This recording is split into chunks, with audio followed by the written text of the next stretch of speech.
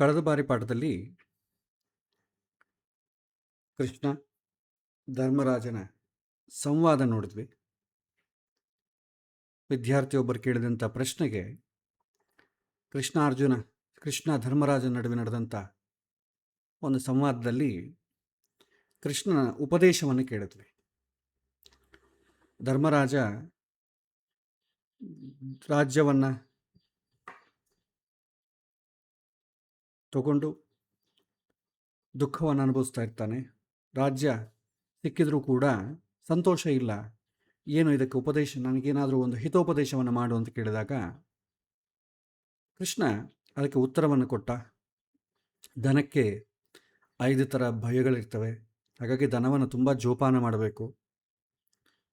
ಮಾನವ ಜನ್ಮದು ಅತ್ಯಂತ ಅಪರೂಪ, ಮತ್ತು ಈ ಜನ್ಮವನ್ನು ಕಳ್ಕೊಂಡ್ರೆ ಮತ್ತೆ ಮನುಷ್ಯ ಜನ್ಮ ಬರುತ್ತೆ ಅಂತ ಗ್ಯಾರಂಟಿ ಇಲ್ಲ.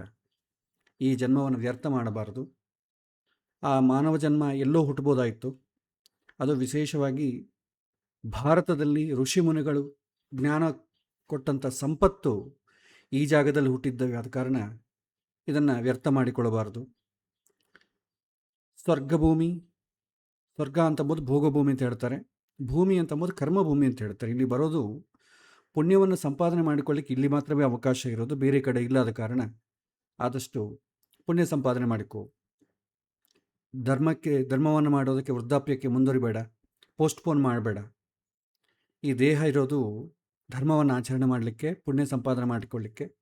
ದೇಹ ಅಂತಂಬೋದು ಅಶಾಶ್ವತ. ಈ ಅಶಾಶ್ವತವಾದಂಥ ದೇಹದಿಂದಲೇ ಶಾಶ್ವತವಾದಂಥ ಫಲ ಪಡಲಿಕ್ಕೆ ಅವಕಾಶ ಇದೆ. ಆಯುಷ್ಯ ಕ್ಷಣಕ್ಕೂ ಕರಗಿ ಹೋಗ್ತಾ ಇರುತ್ತೆ, ವ್ಯರ್ಥ ಮಾಡಬೇಡ. ಒಂದು ದಿನ ಎಲ್ಲವನ್ನು ಬಿಟ್ಟು ಹೋಗಬೇಕಾಗತ್ತೆ. ಹಾಗಾಗಿ ಕೊನೆಯದಾಗಿ ದಾನ ಮತ್ತು ಧರ್ಮವೇ ನಿಜವಾದಂಥ ಪರಲೋಕದ ಬಂಡವಾಳ. ಮುಂದಿನ ಜನ್ಮಕ್ಕೆ ಒಯ್ಯೋದಕ್ಕೆ ನಾವು ಮಾಡಿದಂಥ ಪುಣ್ಯ ಪಾಪಗಳೇ ನಮ್ಮ ಜೊತೆ ಬರುತ್ತೆ, ಉಳಿದದ್ದು ಯಾವುದೂ ನಮ್ಮ ಜೊತೆ ಬರೋದಿಲ್ಲ ಅಂತಂಬೋ ಹಿತೋಪದೇಶವನ್ನು ಕೃಷ್ಣ ಮಾಡಿದ್ದನ್ನು ನಾವು ನೋಡಿದ್ವಿ. ಇದರಲ್ಲಿ ಕೊನೆಯದಾಗಿ ದಾನದ ಮಹತ್ವ ಬಂತು. ಆ ದಾನದ ಬಗ್ಗೆ ಕಳೆದ ಬಾರಿ ಅನೇಕ ಪ್ರಶ್ನೆಗಳಿಗೆ ಕೂಡ ನಾವು ಚರ್ಚೆ ಮಾಡಿದ್ವಿ. ಚರ್ಚೆ ಮಾಡಿದ ನಂತರ ಕೂಡ ವಿದ್ಯಾರ್ಥಿಗಳಿಂದ ಕೆಲವಿನ ಪ್ರಶ್ನೆಗಳು ಬಂತು. ಆ ಪ್ರಶ್ನೆಗಳಿಗೆ ಉತ್ತರವನ್ನು ಇವತ್ತಿನ ದಿನ ನಾವು ನೋಡೋಣ. ತುಂಬ ಮುಖ್ಯವಾದಂಥ ವಿಚಾರ ಮನುಷ್ಯ ಜೀವನದಲ್ಲಿ. ಆದ ಕಾರಣ ಮತ್ತೆ ಪುನರಾವಲೋಕನ ಮಾಡೋದರಲ್ಲಿ ತಪ್ಪೇನಿಲ್ಲ. ಆ ಪ್ರಶ್ನೆಗಳಿಗೆ ಉತ್ತರವನ್ನು ಹುಡುಕೋಣ. ಆ ಪ್ರಶ್ನೆಗಳು ಒಂದೊಂದಾಗಿ ನಾವು ನೋಡೋಣ. ಅಂದರೆ ಅವ್ರು ಕಳಿಸಿದಂಥ ಪ್ರಶ್ನೆ ಪರ್ಸನಲ್ ಆಗಿರುತ್ತೋ, ಆ ಪರ್ಸನಲ್ ಆಗಿದ್ದಂಥ ವಿಚಾರಗಳನ್ನು ತೆಗೆದುಬಿಟ್ಟು ಮೂಲಭೂತವಾದಂಥ ಪ್ರಶ್ನೆಯನ್ನು ಮಾತ್ರ ನಿಮ್ಮ ಮುಂದೆ ಇಡ್ತಾ ಇದ್ದೇನೆ. ಎಲ್ಲರಿಗೂ ಸಾಕಷ್ಟು ಜನ ಕೇಳಿದಂಥ ಪ್ರಶ್ನೆ ಇದೆ, ದಾನವನ್ನು ಯಾರಿಗೆ ಮಾಡಬೇಕು? ಇದು ಇವತ್ತಿನ ಕಾಲದಲ್ಲಿ ಅನೇಕ ರೀಸನ್ಸ್ ಅವ್ರು ಹೇಳಿದ್ದಾರೆ. ಸೊ ತುಂಬ ಕಷ್ಟ ಹುಡುಕೋದು, ಹೇಗೆ ಆಯ್ಕೆ ಮಾಡಬೇಕು, ನಮಗೆ ಗೊತ್ತಾಗಲ್ವಲ್ಲ. ಇಲ್ಲಿ ದಾನವನ್ನು ಯಾರಿಗೆ ಮಾಡಬೇಕು ಅಂತಂದಾಗ ಇದನ್ನು ಸ್ವಲ್ಪ ವ್ಯವಹಾರದವಾಗಿ ಚೇಂಜ್ ಮಾಡಿಕೊಳ್ಳೋಣ. ದಾನ ಅಂತಂಬೋ ಜಾಗದಲ್ಲಿ ನಾವು ಸಹಾಯ ಅಂತ ಇಟ್ಕೊಳ್ಳೋಣ. ಸಹಾಯ ಯಾರಿಗೆ ಮಾಡಬೇಕು? ಬೇಕಿದ್ದವನಿಗೆ ಮಾಡ್ತೇವೆ, ಎಲ್ಲರಿಗೂ ಮಾಡ್ತೀವ? ಸಹಾಯ ಅಪೇಕ್ಷೆ ಮಾಡೋನಿಗೆ ಮಾಡ್ತೇವೆ. ನನಗೆ ನಿನ್ನ ಸಹಾಯ ಬೇಕಿಲ್ಲ ಅಂತ ನಾವು ಮಾಡೋಕ್ಕೆ ಹೋಗಲ್ಲ. ಅಥವಾ ಯಾರಾದರೂ ರಿಕ್ವೆಸ್ಟ್ ಮಾಡಿದ್ರೆ ಮಾಡ್ತೇವೆ, ಇಲ್ಲ ಅವನಿಗೆ ಸಹಾಯ ಬೇಕು ಅಂತ ನಿಮಗೆ ಅನಿಸಿದರೆ ಮಾಡ್ತೇವೆ. ಈ 2 ಸಂದರ್ಭ ಇಲ್ಲದ್ರೆ ಯಾರೂ ಸಹಾಯ ಮಾಡಲಿಕ್ಕೆ ಹೋಗಲ್ಲ. ಸಹಾಯ, ಚಾರಿಟಿ, ಸರ್ವಿಸ್ ಯಾವ್ದಾದ್ರು ಸರಿ. ಆದರೆ ಹಣದ ವಿಚಾರದಲ್ಲಿ ಮಾತ್ರ ಈ ಗೊಂದಲ ಬರ್ತದೆ, ಯಾರಿಗೆ ಕೊಡಬೇಕು? ಸೊ ದಾನ ಅಂತಂಬೋದು ಎವ್ರಿ ಟೈಮ್ ಹಣವನ್ನು ಪ್ರಯಾರಿಟಿ ಮಾಡಿ ಇಟ್ಕೊಳ್ಬೇಡಿ. ಹಣದಿಂದಲೇ ಪುಣ್ಯ ಬರುತ್ತೆ ಅಂತ ಅಂದ್ಕೊಳ್ಬೇಡಿ. ಸೊ ಪುಣ್ಯ ಎಲ್ಲ ಥರವೂ ಸಂಪಾದನೆ ಮಾಡ್ಬೋದು, ಕೇವಲ ಹಣದಿಂದನೇ ಅಲ್ಲ. ದೈಹಿಕವಾಗಿ ಶ್ರಮೆಯಿಂದ ಆಗಲಿ, ವಾಚಕವಾಗಿ ಮಾತಿನಿಂದ ಆಗಲಿ, ಸಲಹೆ ಕೊಡೋದು, ಬೌದ್ಧಿಕವಾಗಿ ಏನಾದರೂ ಒಂದು ಉಪಾಯ ಕೊಡೋದ್ರಲ್ಲಾಗಲಿ ಸಹಾಯ ಮಾಡ್ಬೋದು. ಕೆಲವೊಮ್ಮೆ ಹಣದಿಂದ ಮಾಡುವಂಥ ಸಹಾಯಕ್ಕಿಂತಲೂ ಕ್ವಾಲಿಟಿ ಆಫ್ ಪುಣ್ಯ ಅದರಿಂದನೇ ಜಾಸ್ತಿ ಬರುತ್ತೆ. ಹಣದಿಂದ ಮಾಡುವಂಥದ್ರಲ್ಲಿ ನೀವು ಎಲಿಜಿಬಿಲಿಟಿ ಹುಡುಕಬೇಕಾಗತ್ತೆ. ಆ ಎಲಿಜಿಬಿಲಿಟಿ ಹುಡುಕೋದು ತುಂಬ ಕಷ್ಟ. ಹಣದಿಂದ ನೀವು ಸಹಾಯ ಮಾಡಬೇಕಾದ್ರೆ ಬೇರೆ ಥರದ ಸಹಾಯ ನಿಮಗೆ ಗೊತ್ತಾಗ್ಬಿಡ್ತದೆ, ಇದು ಎಲಿಜಿಬಲ್ ಪರ್ಸನ್ ಹೌದೋ ಅಲ್ವೋ ಅಂತೇಳಿ. ಸೊ ಹಾಗಾಗಿ ಇಲ್ಲಿ ಗೊಂದಲ ಸಾಮಾನ್ಯವಾಗಿ ಎಲ್ಲರಿಗೂ ಇರುವಂಥದ್ದೇ. ದಾನವನ್ನು ಯಾರಿಗೆ ಮಾಡಬೇಕು? ನಮ್ಮ ದೃಷ್ಟಿಯಲ್ಲಿ ದಾನ ಯಾರಿಗೆ ಮಾಡಬೇಕು ಅಂದ್ರೆ ದಾನ ಅಂತಂಬೋದು ಹಣ, ಧನ ಅಂತ ಅಂದ್ಕೊಂಡಿರ್ತೇವೆ. ಹಣ ಯಾರಿಗೆ ದಾನ ಮಾಡಬೇಕು? ಅಥವಾ ಒಂದು ವಸ್ತು, ಹಣ ಆಗ್ಬೋದು, ಒಂದು ವಸ್ತು ಆಗ್ಬೋದು, ಚಿಕ್ಕದಿಂದ ದೊಡ್ಡದವ್ರಿಗೆ ಯಾವುದನ್ನೇ ಆಗ್ಬೋದು. ಯಾರಿಗೆ ದಾನ ಮಾಡಬೇಕದು? ಯಾಕಂದರೆ ಎಕ್ಸ್ಪೆಕ್ಟ್ ಮಾಡೋರು ಭಾಳ ಜನ ಇರ್ತಾರೆ. ಈಗ ಸಹಾಯ ಬೇಕು ಅಂತ ಅಂದ್ಕೊಳ್ಳಿ, ತುಂಬ ಕಡಿಮೆ ಜನ ಇರ್ತಾರೆ. ಆದರೆ ನೀವು ಡೈರೆಕ್ಟಾಗಿ ಹಣವನ್ನು ದಾನ ಮಾಡಬೇಕು ಅಂತಂದಾಗ ನಿರೀಕ್ಷೆ ಮಾಡೋರು ಜಾಸ್ತಿ ಇರ್ತಾರೆ. ಯಾಕೆಂದರೆ ನಮಗೆ ಬೇಕು, ಎಲ್ಲರಿಗೂ ಹಣ ಬೇಕು, ಪ್ರತಿಯೊಬ್ಬನಿಗೂ ಬೇಕು. ಸೊ ಕಷ್ಟಪಟ್ಟು ಸಂಪಾದನೆ ಮಾಡೋದಕ್ಕಿಂತಲೂ ಸುಲಭವಾಗಿ ಸಂಪಾದನೆ ಮಾಡೋ ಮಾರ್ಗ ಕೂಡ ಉಂಟಲ್ವಾ? ಹಾಗಾಗಿ ಹಣದ ನಿರೀಕ್ಷಣೆ ಪ್ರತಿಯೊಬ್ಬರಿಗೂ ಇದೆ. ಹಾಗಾಗಿ ನೀವು ಎಲಿಜಿಬಿಲಿಟಿ ಯಾರು ಅಂತ ಹುಡುಕುವುದು ತುಂಬ ಕಷ್ಟ ಹಣದ ವಿಚಾರದಲ್ಲಾದರೆ. ಆದರೆ ಹಣದ ವಿಚಾರಕ್ಕೆ ನಮ್ಮ ದಾನ ಸೀಮಿತವಾಗಬಾರದು. ಹಣ ಬೇಕು ಜೀವನದಲ್ಲಿ, ಕೆಲವೊಂದು ಕೆಲಸಗಳು ಹಣದಿಂದನೇ ಆಗ್ತವೆ. ಆದರೆ ಡೈರೆಕ್ಟಾಗಿ ಹಣವನ್ನೇ ನೆನಪವಾಗಿಟ್ಟುಕೊಂಡಾಗ ನಿಮಗೆ ಎಲಿಜಿಬಿಲಿಟಿ ಇರುವಂಥ ಸಿಗೋದು ತುಂಬ ಕಷ್ಟ. ಸೊ ಕಳೆದ ಬಾರಿ ಕ್ಲಾಸ್ ಹೇಳಿದಾಗೆ ದಾನಕ್ಕೆ ಎರಡೇ ಕಂಡೀಷನ್. ದಾನ ಮಾಡಬೇಕಾದ್ರೆ ನಿಮ್ಮಲ್ಲಿ ಸರ್ಪ್ಲೆಸ್ ಆಗಿರಬೇಕು. ಎರಡನೇದು, ದಾನ ಸ್ವೀಕಾರ ಮಾಡಬೇಕಾದ್ರೆ ಅವನಿಗೆ ಆ ಕ್ವಾಲಿಫಿಕೇಷನ್ ಇರಬೇಕು. ಅವನ ಹತ್ರ ಹಣ ಇರಬಾರದು. ಅವನು ಯಾವುದಕ್ಕೋಸ್ಕರ ಹಣ ನಿರೀಕ್ಷಣೆ ಮಾಡ್ತಿದ್ದಾನೆ ಅದು ಇರಬಾರ್ದು. ಈ ಎರಡೇ ಕ್ವಾಲಿಫಿಕೇಷನ್ ಹೇಳಿದ್ದಾರೆ. ಬೇಸಿಕ್ ಎಲ್ಲದಕ್ಕೂ ಇದೆ. ಬೇರೆ ಬೇರೆ ದಾನಗಳಿಗೆ ಕನ್ಯಾದಾನ ಮಾಡಬೇಕು ಅಂತ ಅಂದ್ಕೊಳ್ಳಿ, ನೀವು ಕ್ವಾಲಿಫಿಕೇಷನ್ ನೋಡಬೇಕು. ಆ ಹುಡುಗ ಏನು, ಅವ್ರ ತಂದೆ ತಾಯಿ ಅಂಥವರು, ಅವ್ರ ವಂಶ ಏನು, ಅವನು ನನ್ನ ಮಗಳು ನೋಡ್ಕೊಬೇಕು, ಅವನ ಕ್ಯಾರೆಕ್ಟರ್ಸ್ ಏನು, ಇಷ್ಟೆಲ್ಲ ನೋಡಬೇಕು. ಅನ್ನದಾನ ಮಾಡಬೇಕಾದ್ರೆ ಅವನಿಗೆ ಗೋತ್ರ ಬೇಕಾಗಿಲ್ಲ, ಅವನ ವಂಶಸ್ಥರು ಬೇಕಾಗಿಲ್ಲ, ಹಸು ಇದೆಯಾ ಅಂತ ನೋಡ್ತೀವಿ ಅಷ್ಟೆ. ಹಸಿದವನು ಅನ್ನದಾನಕ್ಕೆ ಎಲಿಜಿಬಲ್. ಸೊ ಒಳ್ಳೆ ವರ್ಣ ಕ್ವಾಲಿಟೀಸ್ ಇದ್ದರೆ ಅವನು ಕನ್ಯಾದಾನಕ್ಕೆ ಎಲಿಜಿಬಲ್. ವಿದ್ಯಾದಾನಕ್ಕೆ ಯಾರು ಎಲಿಜಿಬಲ್? ವಿದ್ಯೆಯನ್ನು ಅಪೇಕ್ಷೆ ಮಾಡ್ತಾ ವಿದ್ಯೆಯನ್ನು ಓದಲಿಕ್ಕೆ ಉತ್ಸಾಹ ಇದ್ದು ಹಣ ಯಾರಿಗೆ ಇರೋದಿಲ್ವೋ ಅವನು ಎಲಿಜಿಬಲ್. ಹೀಗೆ ಅವನಿಗೆ ಏನು ರಿಕ್ವೈರ್ಮೆಂಟ್ ಇದೆಯೋ ಅದನ್ನು ತಿಳ್ಕೊಂಡು ದಾನ ಮಾಡಬೇಕು ಅಂತ ಶಾಸ್ತ್ರದಲ್ಲಿ ಹೇಳಿದ್ದಾರೆ. ಈ ದಾನ ಅಂತ ಕಾನ್ಸೆಪ್ಟ್ ಇಟ್ಟಿದ್ದು ಅದಕ್ಕೋಸ್ಕರವೇ. ಪರಸ್ಪರ ಒಬ್ಬರಿಗೊಬ್ಬರು ಸಹಾಯ ಮಾಡಿಕೊಳ್ಳಲಿ. ಯಾಕೆ ಒಬ್ರಿಗೊಬ್ಬರು ಮಾಡಿ ದೇವರು ಮಾಡ್ಬೋದಲ್ವ? ಸಮಾಜದಲ್ಲಿ ನಾವು ಏಕಾಂಗಿಯಾಗಿ ಏನನ್ನೂ ಮಾಡಲಿಕ್ಕಾಗಲ್ಲ. ಎಲ್ಲರ ಕಾಂಟ್ರಿಬ್ಯೂಷನ್ ಇದ್ರೇ ಸಮಾಜ ಅಂಬೋದು ನಡೆಯೋದು. ನಾನು ಅನೇಕ ಬಾರಿ ಹೇಳಿದ್ದೆ, ನಾವು ಊಟ ಮಾಡಬೇಕಾದ್ರೆ ಒಂದೊಂದು ಆ ಊಟವನ್ನು ಪ್ರಿಪೇರ್ ಮಾಡಲಿಕ್ಕೆ ಬಡಿಸುವಂಥ ಒಂದೊಂದು ವಸ್ತು ಒಬ್ಬೊಬ್ಬರು ತಯಾರು ಮಾಡ್ತಾರೆ. ಅವರೆಲ್ಲರ ಕಾಂಟ್ರಿಬ್ಯೂಷನಿಂದನೇ ಅಕ್ಕಿ, ಬೇಳೆ, ಎಣ್ಣೆ, ಗ್ಯಾಸ್ ಆಗಲಿ ಪ್ರತಿಯೊಂದು ಮನೆಗೆ ಬರ್ತದೆ.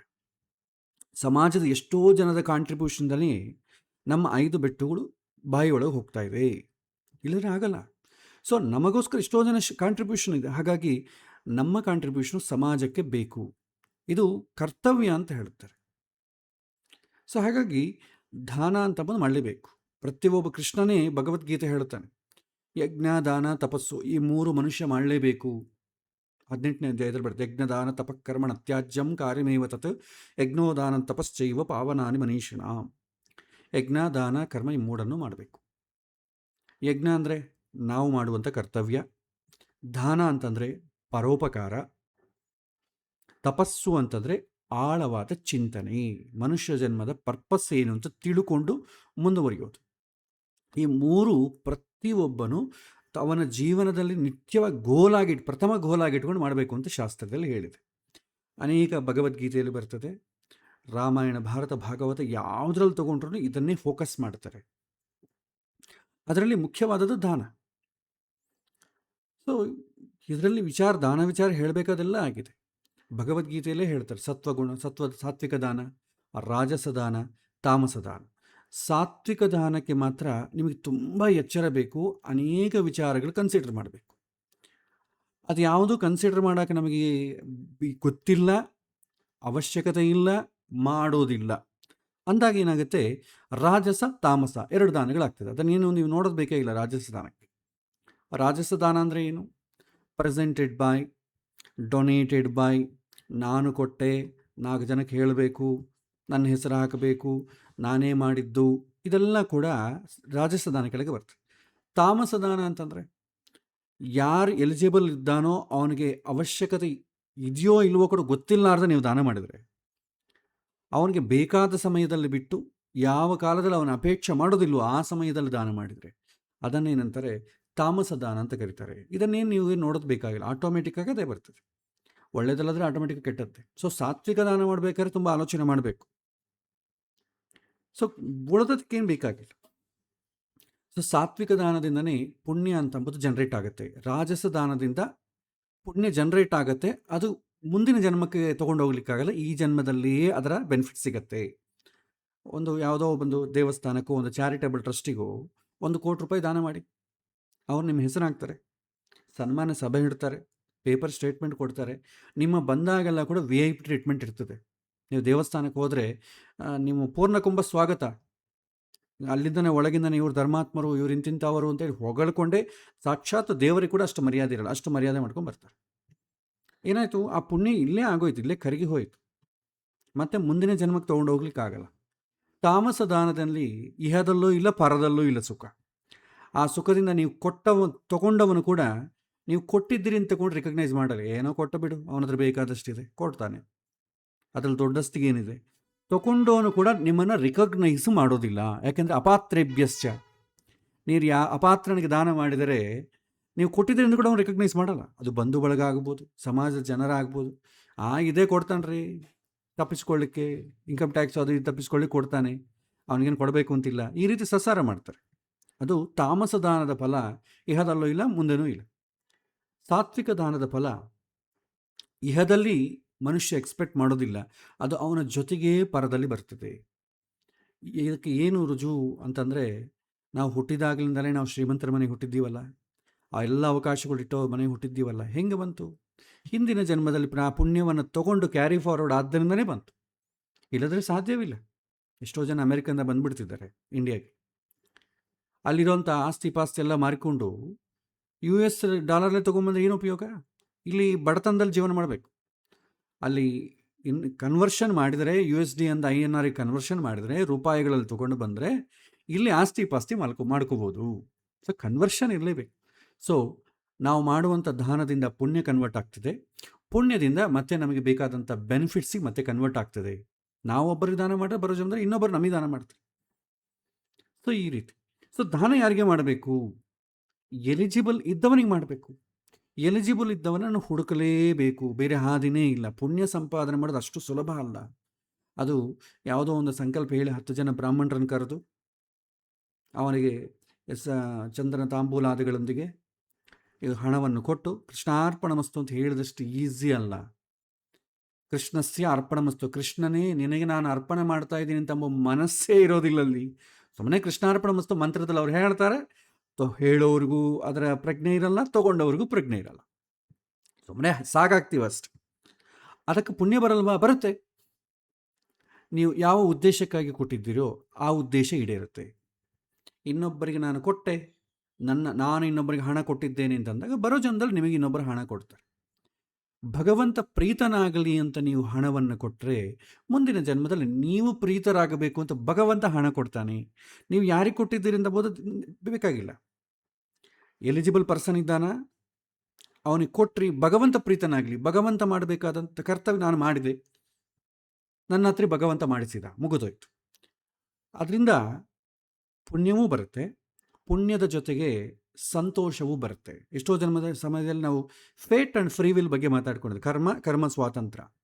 ಕರ್ಮ ಸ್ವಾತಂತ್ರ್ಯ ನಿಮಗೆ ಡೆವಲಪ್ ಆಗೋದು ಎಲ್ಲಿ ಅಂತಂದರೆ ಸಾತ್ವಿಕ ದಾನದಲ್ಲಿ. ಒಂದು ಕೆಲಸವನ್ನು ತನ್ನ ಅನುಕೂಲಕ್ಕೆ ಹೇಗೆ ಬೇಕಾದ್ರೂ ಹಂಗೆ ಬದಲಾವಣೆ ಮಾಡಿಕೊಳ್ಬೋದು. ಹಣ ವಿಚಾರದಲ್ಲಿ ನೋಡಿ, ಹಣವೇ ಯಾಕೆ ದಾನ ಮಾಡ್ತಾರೆ ಅಂತ ನೀವು ಕೇಳಿದಾಗ, ಪ್ರತಿಯೊಂದು ಸಮಸ್ಯೆಯನ್ನು ಹಣದಿಂದ ನೀವು ಅದನ್ನು ಈಡೇರಿಸಿಕೊಳ್ಳಬಹುದು. ಆದರೆ ಹಣದಿಂದ ಈಡೇರಿಸಿಕೊಂಡದ್ದಕ್ಕಾಗಿ ತೃಪ್ತಿ ಸಿಗತ್ತಾ ಅಂತಂದರೆ ಅದು ಹೇಳಲಿಕ್ಕಾಗೋದಿಲ್ಲ. ಆ ತೃಪ್ತಿ ಭಗವಂತ ಕೊಡಬೇಕು, ಪ್ರಕೃತಿಯಿಂದ ಅದು ನಮಗೆ ಬರಬೇಕು. ಹಾಗಾಗಿ ದಾನವನ್ನು ಹೇಗೋ ಮಾಡ್ತಾ ಇದ್ದೀವಿ, ಜೊತೆಗೆ ತಿಳ್ಕೊಂಡು ಮಾಡಿದಾಗ, ಯಾವ ಪರ್ಪಸ್ಗೆ ತಿಳ್ಕೊಂಡು ಮಾಡಿದಾಗ ಅದರ ಸಂತೃಪ್ತಿ, ಸಂತೋಷ ಕೂಡ ಸಿಗುತ್ತೆ. ಇದು ಸಾತ್ವಿಕ ದಾನದ ಲಕ್ಷಣ. ಸೊ ತುಂಬ ಮೀನಮೇಷ ಎಣಿಸುವಂಥ ಅವಶ್ಯಕತೆ ಇಲ್ಲ. ದಾನವನ್ನು ಯಾರಿಗೆ ಮಾಡಬೇಕು, ಆ ದಾನ ಅಂತಂಬ ವರ್ಡ್ ತೆಗೆದುಬಿಡಿ. ಸಹಾಯ ಯಾರಿಗೆ ಮಾಡಬೇಕು, ಸಹಾಯವೇ ದಾನ. ಪರೋಪಕಾರ ಯಾರಿಗೆ ಮಾಡಬೇಕು.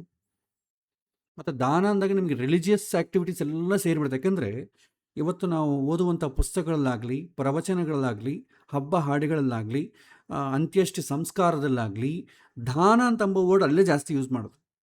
ಹಬ್ಬ ಹರಿದಿನಗಳು, ಏನೋ ನವಗ್ರಹ ದಾನ, ಇದರ ದಾನ ಅಂತ ಇದೆಲ್ಲ ಕೂಡ ರಿಲಿಜಿಯಸ್ ಆಕ್ಟಿವಿಟೀಸಲ್ಲೇ ಬೆಳೆಸಿ ಆ ಪದದ ಅರ್ಥವನ್ನೇ ಪೂರ್ತಿ ಬದಲಾವಣೆ ಮಾಡಿದಂಥ ಸಂಪ್ರದಾಯದಲ್ಲಿ ಇವತ್ತು ನಾವಿದ್ದೇವೆ.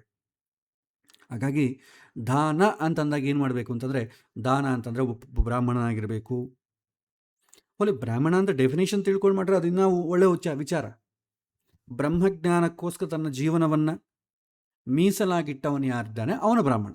ಬ್ರಹ್ಮಜ್ಞಾನವನ್ನು ಪಡಿಲಿಕ್ಕೆ ಅವನ ಉದ್ದೇಶ ಏನು? ಜೀವಮಾನದಲ್ಲಿ ಬ್ರಹ್ಮಜ್ಞಾನ ಪಡಿಬೇಕು. ಅವನಿಗೆ ಲೌಕಿಕವಾಗಿ ಹೆಚ್ಚು ಬೇಕಾಗಿಲ್ಲ. ಒಂದು ಊಟ ತಿಂಡಿ ಮನೆ ಬಾಗಿಲಿದ್ರೆ ಸಾಕು, ಇನ್ನೇನು ಬೇಕಾಗಿಲ್ಲ ಅವನ ಉದ್ದೇಶ ಅದು. ಸೊ ಅವನು ನಿಮ್ಮ ಹತ್ರ ಎಷ್ಟು ಎಕ್ಸ್ಪೆಕ್ಟ್ ಮಾಡ್ತಾನೆ? ಮಿನಿಮಮ್ ಬೇಸಿಕ್ ನೀಡ್ಸಿಗೆ ಎಕ್ಸ್ಪೆಕ್ಟ್ ಮಾಡ್ತಾನೆ. ಬಿಯಾಂಡ್ ಬೇಸಿಕ್ ನೀಡ್ಸಿನ ಎಕ್ಸ್ಪೆಕ್ಟ್ ಮಾಡೋನು ಬ್ರಾಹ್ಮಣ ಆಗಲ್ಲ. ಯಾಕಂದರೆ ಅವನು ಬ್ರಹ್ಮಜ್ಞಾನ ಪಡೀಲಿಕ್ಕೋಸ್ಕರ ಅಲ್ಲ. ವೈಶ್ಯನಂತೆ ಶೂದ್ರನಂತೆ ಸುಖವನ್ನು ಪಡೀಲಿಕ್ಕೋಸ್ಕರ ಉದ್ದೇಶ ಇದೆ. ಆದ ಕಾರಣ ಅವನು ಬ್ರಾಹ್ಮಣ ಶಾಸ್ತ್ರ ಪ್ರಕಾರ ಆಗೋದಿಲ್ಲ. ನಮ್ಮ ಸಮಾಜದ ಪ್ರಕಾರ ಅವನು ಜನಿವಾರ ಹಾಕಿಕೊಂಡಿದ್ದಾನೆ, ಊರ್ಧ್ವ ಪುಂಡ್ರವೋ ತ್ರಿಪುಂಡ್ರವೋ ಯಾವುದೋ ಒಂದು ಹಾಕಿಕೊಂಡಿದ್ದಾನೆ, ಮಾಲೆಗಳನ್ನು ಹಾಕಿದ್ದಾನೆ, ವಿಶೇಷ ಮಡಿಗೆಗಳು ಹಾಕಿದ್ದಾನೆ, ಬಾಯಿಂದ ಮಂತ್ರಗಳು ಬರ್ತವೆ. ಸೊ ಇದು ಸಮಾಜದಲ್ಲಿ ಕಾಣುವಂಥ ಬ್ರಾಹ್ಮಣ. ಸೊ ಅದಕ್ಕೆ ಹೇಳ್ತಾರೆ ದಾನ ಅಂತಂದಾಗ ಬ್ರಾಹ್ಮಣನಿಗೆ ಮಾಡಬೇಕು ಅಂತ ಮೇನ್ ಕೊಟ್ಟಿದ್ದಾರೆ. ಯಾಕಂದರೆ ಹಿಂದಿನ ಕಾಲದಲ್ಲಿ ಬ್ರಾಹ್ಮಣ ಜೀವನ ಅಂತಂಬೋದು ಕಡು ದುರ್ಭರ. ತುಂಬ ಅವನ ಲೈಫೆಲ್ಲ ಸ್ಯಾಕ್ರಿಫೈಸ್ ಮಾಡಬೇಕು. ಅವನು ಬ್ರಹ್ಮಜ್ಞಾನ ಪಡಿಬೇಕು, ಭಗವಂತನ ಬಗ್ಗೆ ತಿಳ್ಕೊಂಡು 4 ಜನಕ್ಕೆ ಅದನ್ನು ಹೇಳಬೇಕು ಅಂತಂದರೆ ಅವನು ಲೈಫ್ ಸ್ಯಾಕ್ರಿಫೈಸ್ ಮಾಡಬೇಕು. ಯಾಕಂದರೆ ಬೇರೆ ಕೆಲಸ ಮಾಡ್ತದ್ದು ಮಾಡಲಿಕ್ಕೆ ಆಗೋದಿಲ್ಲ. ಹಾಗಾಗಿ ಸಮಾಜಕ್ಕೆ ಅವನು ಎಷ್ಟೋ ಹಿತವನ್ನು ಬಯಸ್ತಾನದ ಕಾರಣ ಸಮಾಜವೇ ಅವನನ್ನು ನೋಡ್ಕೊಳ್ತಿದ್ದ ಕಾರಣ ಬ್ರಾಹ್ಮಣನ ಜವಾಬ್ದಾರಿ ಸಮಾಜದ್ದು. ಇವತ್ತು ಯಾರೂ ಕೂಡ ಬ್ರಹ್ಮಜ್ಞಾನವನ್ನು ಪಡೀಲಿಕ್ಕೋಸ್ಕರ ಯಾರೂ ತಮ್ಮ ಜೀವನವನ್ನು ಮೀಸಲಾಗಿಡ್ತಾ ಇಲ್ಲ. ವೇದಗಳನ್ನು ಓದಬಹುದು, ಶಾಸ್ತ್ರಗಳನ್ನು ಓದಬಹುದು, ದೊಡ್ಡ ದೊಡ್ಡ ಪ್ರವಚನಗಳನ್ನು ಕೊಡಬಹುದು. ತಮ್ಮ ಲೈಫ್ ಸ್ಟೈಲ್ ನೀವು ನೋಡಿದರೆ ಎಲ್ಲರಂತೆ ಅವರ ಶ್ರೀಮಂತಿಗೆ ಹೇಗಿದೆಯೋ ಅವರಲ್ಲೂ ಹಾಗೆ ಇರ್ತಾರೆ. ಲೈಫ್ ಸ್ಟೈಲ್ ನೋಡಿದರೆ ಬ್ರಹ್ಮಜ್ಞಾನ ಪಡೆಯುವವನು ಯಾರು? ದೊಡ್ಡ RCC ಬಿಲ್ಡಿಂಗಲ್ಲಿ ಇರಲ್ಲ, ಮಕ್ಕಳನ್ನು ಕಾರ್ಪೊರೇಟ್ ಸ್ಕೂಲಲ್ಲಿ ಸೇರಿಸಲ್ಲ, ಬೇಕಾದಂಥ ಮನೆಗೆ ಇದೆಲ್ಲ ಯಾವುದೇ ಇಲ್ಲ. ಲೈಫ್ ಸ್ಟೈಲ್ ನೋಡಿದ್ರೆ ಗೊತ್ತಾಗ್ತದೆ. ಕಡು ದರಿದ್ರನಾಗಿರ್ತಾನೆ ಅವನು ಬ್ರಾಹ್ಮಣ. ಬಟ್ ಅಂಥವರು ಇವತ್ತಿನ ಕಾಲ ಇಲ್ಲ ಅಂತಲ್ಲ, ನಮಗೆ ಸಿಗೋದಿಲ್ಲ. ಯಾಕೆಂದರೆ ನಾವಿರೋದು ಪೇಟೆಯಲ್ಲಿ, ಸಿಟಿಯಲ್ಲಿ ನಾವಿದ್ದೇವೆ. ಸಿಟಿಯಲ್ಲಿ ಅಂಥವ್ರು ಸಿಗೋದು ತುಂಬ ಕಷ್ಟ, ತುಂಬ ಹುಡುಕಬೇಕಾಗತ್ತೆ.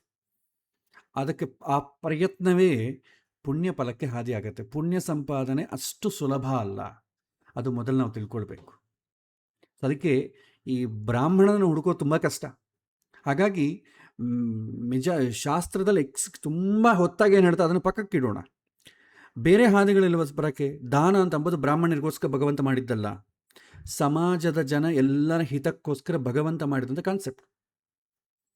ಸೊ ಬ್ರಾಹ್ಮಣನಿಗೆ ದಾನ ಮಾಡಬೇಕು, ಬ್ರಾಹ್ಮಣನಿಗೆ ಮಾತ್ರ ದಾನ ಮಾಡಬೇಕು ಅಂತ ಎಲ್ಲಿ ಹೇಳಿಲ್ಲ ಶಾಸ್ತ್ರದಲ್ಲಿ. ಬ್ರಾಹ್ಮಣನಿಗೆ ದಾನ ಮಾಡಬೇಕು ಅಂತ ಹೇಳಿದೆ. ಅದು ಬ್ರಹ್ಮಜ್ಞಾನವನ್ನು ಪಡಲಿಕ್ಕೋಸ್ಕರ ತನ್ನ ಜೀವನವನ್ನು ಇಡುಪಾಗಿ ಯಾರು ಇಡ್ತಾನೆ ಅವನಿಗೆ ದಾನ ಮಾಡಬೇಕು. ವಿಶೇಷವಾಗಿ ಹುಡ್ಕೊಂಡಾಗಿ ದಾನ ಮಾಡಬೇಕು ಅಂತ ಹೇಳಿದೆ. ಉಳಿದ ಸಂದರ್ಭದಲ್ಲಿ ನೀವು ಜಾಸ್ತಿ ಹುಡ್ಕೋ ಕೆಲಸ ಇಲ್ಲ. ನಿಮ್ಮ ಕಣ್ಣ ಮುಂದೆ ಕಾಣಿಸ್ತಾರ ಯಾರು ಸಹಾಯವನ್ನು ಬಯಸ್ತಾನೆ, ನಿಮಗೆ ಸಹಾಯ ಮಾಡಲಿಕ್ಕೆ ಎಲಿಜಿಬಿಲಿಟಿ ಇದೆಯೋ ಅದನ್ನು ನೋಡಿ ಮಾಡಿ. ಹಾಗಾಗಿ ಹುಡುಕೋದು ಜಾಸ್ತಿ ಬೇಕಾಗಿಲ್ಲ ಇವತ್ತಿನ ಕಾಲದಲ್ಲಿ.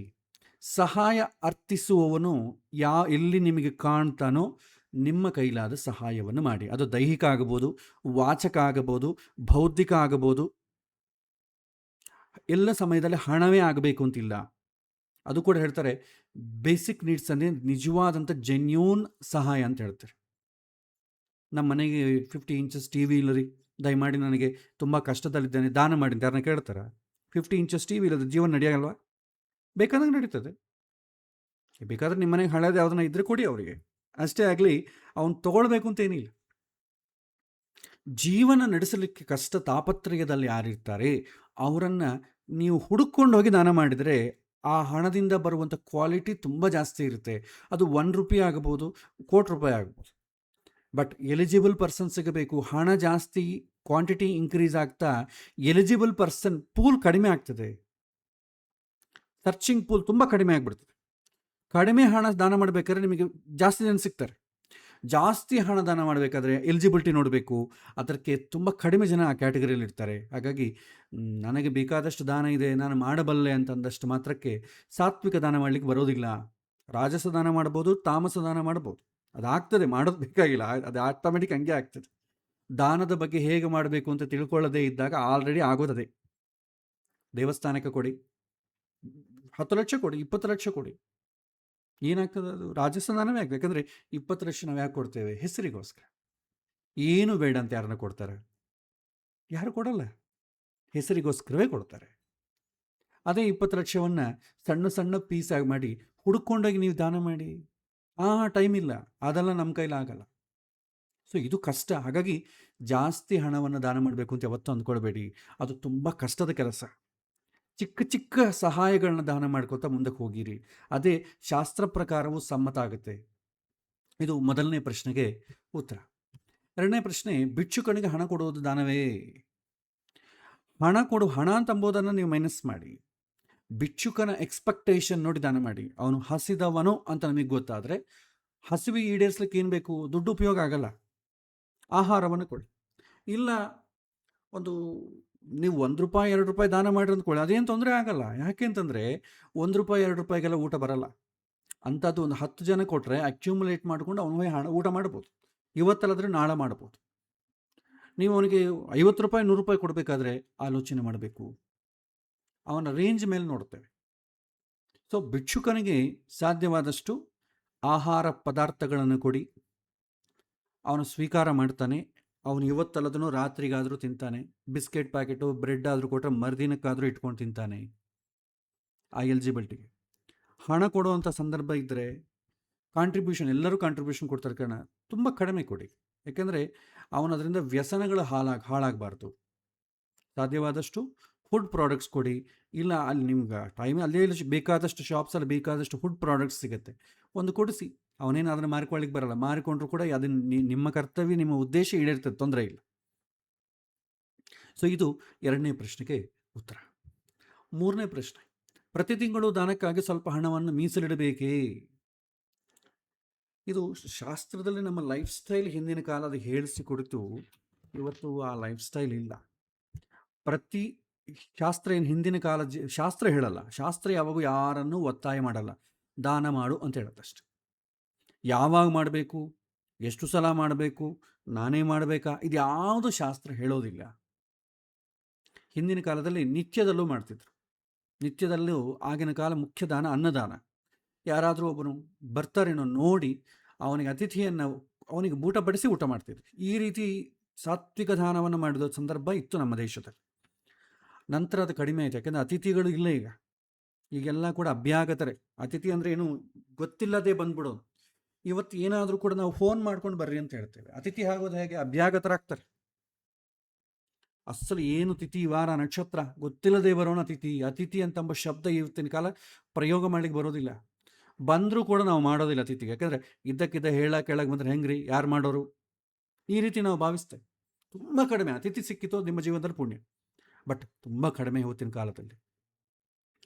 ಹಿಂದಿನ ಕಾಲದಲ್ಲಿ ದಿನನಿತ್ಯ ದಾನ ಮಾಡ್ತಿದ್ರು. ಇಲ್ಲ, ಕನಿಷ್ಠ ಪಕ್ಷ ದಾನ ಮಾಡಬೇಕಾದ್ರೆ ನಮ್ಮ ಹತ್ರ ದುಡ್ಡು ಇರಬೇಕಲ್ಲ, ಪ್ಲಸ್ ನಾವು ಫ್ರೀ ಆಗಿರಬೇಕಲ್ಲ. ಅದಕ್ಕೇನು ಮಾಡ್ತಿದ್ರು ಹಿಂದಿನ ಕಾಲದಲ್ಲಿ? ಅಟ್ಲೀಸ್ಟ್ ಅಕೇಶ್ನಲಿ ಮಾಡ್ತಿದ್ರು. ಅಂದರೆ ಹಬ್ಬ ಹರಿದಿನಗಳು ಮಾಡ್ತಿದ್ರು, ಆವಾಗ ಇಂಟ್ರೊಡ್ಯೂಸ್ ಮಾಡಿದ್ರು. ಹಬ್ಬ ಬಂದಾಗ ದಾನ ಮಾಡೋದು. ಅದು ಕೂಡ ಆಗಲಿಲ್ಲ. ತಂದೆ ನೆನಪಿಗಾಗೋ, ತಾಯಿಗೆ ನೆನಪಿಗಾಗೋ, ತಾತನ ನೆನಪಿಗಾಗೋ ವರ್ಷಕ್ಕೊಮ್ಮೆ ಮಾಡ್ತಿದ್ರು. ವರ್ಷ ಇಂಥ ಸಮಯದಲ್ಲಿ ದಾನವನ್ನು ಮಾಡ್ತಿದ್ರು. ಅದು ಕೂಡ ಇಲ್ಲ. ಯಾವಾಗೂ ಅನಿಸಿದಾಗ ನಮ್ಮ ಹತ್ರ ಇದ್ದಾಗ ಮಾಡೋದು, ಅದಂತಕ್ಕೊಂದು ಸಂದರ್ಭ. ಈ ಥರ ಇತ್ತು. ಸೊ ಇವತ್ತು ಆ ಥರ ಇಲ್ಲ. ನಿಮಗೆ ಎಲಿಜಿಬಿಲಿಟಿ ಪರ್ಸನ್ ಕಾಣಿಸ್ಬೇಕು, ಆವಾಗ ಮಾಡಬೇಕು. ಸೊ ನೀವು ಮೀಸಲಿಟ್ಕೊಳ್ತೀರೋ? ಯಾಕೆಂದರೆ ತುಂಬ ಜಾಸ್ತಿ ಹಣವನ್ನು ಮೀಸಲಿಡೋ ಅವಶ್ಯಕತೆ ಇಲ್ಲ. ಯಾಕೆಂದರೆ ಬೇಸಿಕ್ ನೀಡ್ಸಿಗೆ ಜಾಸ್ತಿ ಬೇಕಾಗಿಲ್ಲ. ಆದರೂ ಇಟ್ಟುಕೊಳ್ಳೋದು ಒಳ್ಳೆಯದೇ. ನೀವೇನು ಲಕ್ಷಾಂತರ ರೂಪಾಯಿ ಬೇಕಾಗಿಲ್ಲ, ತುಂಬ ಕಡಿಮೆ. ಇವತ್ತು ಆರೋಗ್ಯದಿಂದ ಒದ್ದಾಡುವಂಥವರಿಗೆ ಕೂಡ ಸರ್ಕಾರಿ ಆಸ್ಪತ್ರೆಗಳಿದೆ. ಅವನಿಗೇನು ಕಾರ್ಪೊರೇಟ್ ಹಾಸ್ಪಿಟ್ಲೇ ಬೇಕಾಗಿಲ್ಲ, ಸರ್ಕಾರಿ ಆಸ್ಪತ್ರೆ ಕೂಡ ಆ ಟ್ರೀಟ್ಮೆಂಟ್ ಸಿಗ್ತದೆ. ಹಾಗಾಗಿ ನೀವು ಜಾಸ್ತಿ ಲಕ್ಷಾಂತರ ರೂಪಾಯಿ ಖರ್ಚು ಮಾಡೋದು ಬೇಕಾಗಿಲ್ಲ. ಎಕ್ಸೆಪ್ಷನಲ್ ಕೇಸ್ ಬಿಡೋಣ, ನಾರ್ಮಲ್ ಕೇಸಿಗೆ ಬರೋಣ. ಎಕ್ಸೆಪ್ಷನಲ್ ಕೇಸಲ್ಲಿ ನಾವೇನು ಮಾಡೋಕ್ಕಾಗಲ್ಲ. ಆ ಸಮಯದಲ್ಲಿ ನಿಮ್ಮ ಎಲಿಜಿಬಿಲಿಟಿ, ಅವನ ಯೋಗ್ಯತೆ ಎಲ್ಲವನ್ನು ಭಗವಂತ ಕ್ಯಾಲ್ಕುಲೇಟ್ ಮಾಡ್ತಾ. ಯಾಕೆಂದರೆ ಸಾತ್ವಿಕ ದಾನ ಮಾಡಬೇಕು ಅಂತ ನನಗನ್ಸಿದ್ರೆ ಅಷ್ಟೇ ಸಾಲದು, ಭಗವಂತ ಕೂಡ ಅದಕ್ಕೆ ಸಹಕಾರ ಮಾಡಬೇಕು. ಇಲ್ಲದೆ ಸಾಧ್ಯ ಇಲ್ಲ. ನಾನು ಒಳ್ಳೆ ಥರನೇ ದಾನ ಮಾಡ್ತೀನಿ, ಆ ಪರ್ಸನ್ನ ನಿಮ್ಮ ಮುಂದೆ ಇಡಬೇಕಾದ ಭಗವಂತನೇ. ಹಾಗಾಗಿ ನಮ್ಮ ಕೈಯಲ್ಲಿ ಒಂದೇ ಇರಲ್ಲ. ಸೊ ಅದಕ್ಕೆ ಎಕ್ಸೆಪ್ಷನಲ್ ಕೇಸ್ ಬಿಟ್ಬಿಟ್ಟು ಸಾಮಾನ್ಯವಾಗಿ ಮಾಡೋಣ. ಹಣವನ್ನು ಮೀಸಲಿಡೋಷ್ಟೇನು ಬೇಕಾಗಿ ನಮ್ಮ ಹತ್ರ ಮೀಸಲಿದ್ದೇ ಇರುತ್ತೆ. ಇದಕ್ಕೋಸ್ಕರ ಅಂತ ಬೇಕಾದ್ರೆ ಹಿಂದಿನ ಕಾಲದಲ್ಲಿ ಒಂದು ಲೈಫ್ ಸ್ಟೈಲ್ ಇತ್ತು. ಅವರ ಬಂದಂಥ ಇನ್ಕಮನ್ನು 4 ಭಾಗ ಮಾಡ್ತಿದ್ರು. ಒಂದು ಮನೆ ಪೋಷಣೆಗೆ ಅಥವಾ ಹೆಂಡತಿಗೆ, ತಾನಿದ್ದಷ್ಟು ದಿನ ಇದ್ದಷ್ಟು ದಿನ ಮನೆ ಪೋಷಣೆಗೆ ಅಂತ ಇರ್ತಿತ್ತು. ತಾನು ಈ ಜಗತ್ತನ್ನು ಬಿಡೋ ನಂತರ ಹೆಂಡತಿಗೆ ಅಂತ ಆಗ್ತಿತ್ತು. ಸೊ 25% ಹೆಂಡತಿಗೆ ಅಥವಾ ಮನೆ ಜವಾಬ್ದಾರಿಗೆ, 25% ಮಕ್ಕಳ ಉದ್ಧಾರಕ್ಕೆ. ಮಕ್ಕಳು ಸಮಾಜದಲ್ಲಿ ಬೆಳಿಬೇಕು ಅಂದರೆ ಅವ್ರಿಗೆ ಅವಕಾಶಗಳು ಕೊಡಬೇಕು. ಸೊ ಹಾಗಾಗಿ ಮಕ್ಕಳಿಗೋಸ್ಕರ ಒಂದು 25% ಕೊಡ್ತಿದ್ರು. ಇನ್ನು 25% ಸಮಾಜಕ್ಕೆ. ಯಾಕೆಂದರೆ ಸಮಾಜದ ಕಾಂಟ್ರಿಬ್ಯೂಷನ್ ನಮ್ಮಿಂದ ಆಗೋದು. ಸೊ ಹಾಗಾಗಿ ಸಮಾಜಕ್ಕೆ ಅಂತ ಒಂದು 25% ಇರುತ್ತೆ. ಉಳಿದ ಲಾಸ್ಟ್ 25% ಅವರಿಗೆ, ನಮಗೋಸ್ಕರ, ಸೆಲ್ಫ್. ಯಾಕೆಂದರೆ ಆ ಹಣವನ್ನು ಕನ್ವರ್ಟ್ ಮಾಡಿಕೊಂಡ್ರೆ ಮುಂದಿನ ಜನ್ಮಕ್ಕೆ 25% ಬರ್ತದೆ. ಅದಕ್ಕೆ ನೋಡಿ ಭಾಳ ಜನ ಗರುಡು ಪುರಾಣದಲ್ಲಿ ಕೆಲವೊಂದು ಕಡೆ ಹೇಳ್ತಾರೆ ಆತುರ ದಾನಗಳು ಅಂತ ಹೇಳ್ತಾರೆ. ಎಮರ್ಜೆನ್ಸಿ ದಾನಗಳಂದರೆ ಇನ್ನು ನಾವು ಹೋಗ್ತೀವಿ ಅಂತ ಡಿಸೈಡ್ ಆಗಿ ನಮಗೆ ಗೊತ್ತಾಗ್ಬಿಟ್ರೆ ಇನ್ನು ಅವರು ದಾನ ಮಾಡೋದು ಶುರು ಮಾಡ್ತಾರೆ. ಯಾಕೆಂದರೆ ಮುಂದಿನ ಜನ್ಮಕ್ಕೆ ತೊಗೊಂಡು ಹೋಗ್ಬೇಕಲ್ಲ, ಅದು ಹಣ ರೂಪದಲ್ಲಿ ಬರಲ್ಲ, ಕನ್ವರ್ಟ್ ಮಾಡ್ಕೋಬೇಕು. ಅದಕ್ಕೆ ಆತುರ ದಾನಗಳನ್ನು ಮಾಡಿ, ಅದು 25% ಮಾತ್ರವೇ ಮಾಡಬೇಕು, ಎಲ್ಲ ಮಾಡಬೇಕು ಅಂತಿಲ್ಲ. ಆಸ್ತಿ ಪಾಸ್ತಿ ಎಲ್ಲ ಮಾಡಿಬಿಟ್ಟು ಮಾಡೋಕ್ಕೆ ಬರಲ್ಲ. ಹೆಂಡತಿಗೆ, ಮಕ್ಕಳಿಗೆ, ಸಮಾಜಕ್ಕೆ ಸ್ವಲ್ಪ ದಾನ ಮಾಡಲೇಬೇಕಾಗತ್ತೆ. ಇನ್ನು 25% ತನಗೋಸ್ಕರ ದಾನ ಮಾಡಬೇಕು, ಇಟ್ಕೋಬೇಕು. ಸೊ ಇದು ಹೆಂಡತಿಗೋಸ್ಕರ ಬೇಡ ಆಕೆಗೆ ಅಂತಂದರೆ ಗಂಡ ಏನು ಮಾಡ್ತಾನೋ ಅದರಲ್ಲಿ ಜೀವಂತವಾಗಿರೋರ್ಗೂ 25%, ಅದರಲ್ಲಿ 50% ಹೆಂಡತಿಗೆ ಕಾಂಟ್ರಿಬ್ಯೂಷನ್ ಹಾಕಿದ್ರೆ ಆಕೆ ಸಹಕಾರ ಮಾಡ್ತಾಳೆ, ಅದಕ್ಕಾರ ಇಬ್ಬರಿಗೂ ಬರ್ತದೆ. ಸೊ ಈ ರೀತಿ ವ್ಯವಸ್ಥೆ ಹಿಂದಿನ ಕಾಲದಲ್ಲಿ ಇತ್ತು. ಇವತ್ತು ಆ ಥರ ವ್ಯವಸ್ಥೆ ಮಾಡಲಿಕ್ಕಾಗಲ್ಲ. ನಿಮ್ಮ ಸೇವಿಂಗ್ಸಲ್ಲಾಗಲಿ, ನಿಮಗಿದ್ದ ಇನ್ಕಮಲ್ಲಾಗಲಿ ಎಲ್ಲ ಖರ್ಚುಗಳು ತೆಗೆದುಬಿಟ್ಟು ಈ ರೀತಿ ಡಿವೈಡ್ ಮಾಡ್ಕೊಳ್ಳಿಕ್ಕೆ ಆಗಲ್ಲ. ಆ ರೀತಿ ಪ್ರಾಕ್ಟಿಕಲಿ ಕಷ್ಟ. ಸೊ ನಾನೇನು ಹೇಳ್ತೇನೆ, ನಿಮಗೆ ಏನಿದೆಯೋ ಇಲ್ಲದ್ದವನು ಕಾಣಿಸಿದರೆ, ಅವನು ಎಲಿಜಿಬಲ್ ಅಂತ ಕಾಣಿಸಿದರೆ ಆ ಸಮಯದಲ್ಲಿ ದಾನ ಮಾಡಿ, ಇಲ್ಲ ಸಹಾಯ ಮಾಡಿ, ಅಷ್ಟೇ. ನಿಮ್ಮ ಕರ್ತವ್ಯ ಅಂತ ಮಾಡಿ. ನಾನು ಮಾಡ್ತಾ ಇದ್ದೀನಿ ಅಂತ ಹೇಳಿ ಇದು ನನ್ನ ಕರ್ತವ್ಯ. ನನ್ನ ಹತ್ರ ಇರೋದು ಭಗವಂತನಿಗೆ, ಭಗವಂತ ನನ್ನ ಹತ್ರ ಕ್ಯಾಶಿಯರಾಗಿ ಕೊಟ್ಟಿದ್ದಾನೆ, ಅದು ಎಲಿಜಿಬಲ್ ಪರ್ಸನ್ ನೋಡಿ ಕೊಡು ಅಂತ ನನಗೆ ಹೇಳಿದ್ದಾನೆ. ಇದು ನನ್ನ ಡ್ಯೂಟಿ, ಇದರಲ್ಲಿ ನನ್ನ ಕಾಂಟ್ರಿಬ್ಯೂಷನ್ ಏನೂ ಇಲ್ಲ. ಯಾಕೆಂದರೆ ಹಣ ಸಂಪಾದನೆ ಮಾಡೋದು ನಾವು ದೈಹಿಕವಾಗಿ ಎಷ್ಟೋ ಕಷ್ಟಪಡ್ತೀವಿ. ದೈಹಿಕವಾಗಿ ಕಷ್ಟಪಡಬೇಕಾದ್ರೆ ದೇಹವನ್ನು ಕೊಡಬೇಕಲ್ಲ ಒಬ್ಬನು ರೆಂಟ್ಗೆ. ಭಗವಂತ ನಮಗೆ ದೇಹವನ್ನು ಕೊಟ್ಟಿದ್ದಾನೆ, ಕಣ್ಣುಗಳು ಕೆಲಸ ಮಾಡ್ತಾ ಇದೆ, ಪ್ರತಿಯೊಂದಕ್ಕೂ ಕೂಡ ಸಿಸ್ಟಮ್ ಇದೆ. ನಾನು ಏನು ಮಾಡ್ತಾ ಇಲ್ಲ. ನಾನು ಒಂದು ಪ್ರಪಂಚ, ಯಾವುದನ್ನ ಒಂದು ನೋಡಬೇಕಾದ್ರೂ ಕೂಡ ಕಣ್ಣು ನಾನು ಇಟ್ಕೊಂಡವನಲ್ಲ, ಕಣ್ಣು ಮುಂದೆ ಕಾಣುವಂಥ ವಸ್ತು ನಾನು ಇಟ್ಕೊಂಡದ್ದಲ್ಲ, ಆ ವಸ್ತು ಕಾಣಬೇಕಾದ್ರೆ ಹಾಕುವಂಥ ಬೆಳಕು ನಾನು ಮಾಡಿದ್ದಲ್ಲ. ಇದರಲ್ಲಿ ನನ್ನ ಕಾಂಟ್ರಿಬ್ಯೂಷನ್ ಯಾವುದೂ ಇಲ್ಲ. ಅದಕ್ಕೆ ಗಾಯತ್ರಿ ಮಂತ್ರದಲ್ಲಿ ಕೂಡ ಹೇಳ್ತಾರೆ ಕೊನೆಗೆ, ದಿಯೋ ಯೋನ ಪ್ರಚೋದಯಾತ್. ಅದರಲ್ಲಿ ಅಂದರೆ ನನ್ನ ಬುದ್ಧಿಯನ್ನು ಪ್ರಚೋದನೆ ಮಾಡುವಂಥ, ನಮ್ಮ ಬುದ್ಧಿಯನ್ನು ಪ್ರಚೋದನೆ ಮಾಡು. ನಮ್ಮ ಅಂತ ಹೇಳ್ತೇವೆ ಯಾವಾಗೂ ಕೂಡ. ಸಂಸ್ಕೃತದಲ್ಲಿ ಸೊಗಡೆ ಅಂತಂದರೆ ನಾನು ಅಂತ ಈ ಸಿಂಗ್ಲರ್ ಹೇಳೋಕ್ಕಾಗಲ್ಲ, ನಾವು ಅಂತಲೇ ಹೇಳಬೇಕಾಗತ್ತೆ. ನಾವು ಯಾಕೆಂದರೆ ನಾವು ಅಂತ, ಯಾಕೆಂದರೆ ನಾನು ಮತ್ತು ದೇವರು ಅಂತ ಅರ್ಥ. ಯಾಕೆಂದರೆ ನಾನು ಒಬ್ಬನೇ ಏನು ಮಾಡ್ತಾ ಇಲ್ಲ, ನಾನು ಶರೀರದಲ್ಲಿ ಕೂತಿದ್ದೀನಿ ಅಷ್ಟೇ. ಈ ವ್ಯವಸ್ಥೆಯೆಲ್ಲ ಕೂಡ ನನ್ನ ಹತ್ರ ಮಾಡಿಸೋನು ಭಗವಂತನ. ಯಾಕೆಂದರೆ ಶರೀರ ಕೊಟ್ಟದ್ದವನೇ ಅಲ್ವಾ. ಬರೀ ನನ್ನ ಆಲೋಚನೆ ಮಾತ್ರ ನಂದಷ್ಟೇ, ಉಳಿದು ಅದೆಲ್ಲ ಭಗವಂತಂದೆ. ಒಳಗೆ ಭಗವಂತ ಒಬ್ಬನಿದ್ದಾನೆ ಅಂತಂದರೆ ನಾನು ಅಂತ ಹೇಳ್ಕೊಳ್ಳೋದಂಗೆ, ನಾವು ಅಂತಲೇ ಹೇಳಬೇಕು. ಅದಕ್ಕೆ ಗಾಯತ್ರಿ ಮಂತ್ರ, ಎಲ್ಲ ಮಂತ್ರಗಳನ್ನು ದೊಡ್ಡ ಮಂತ್ರ.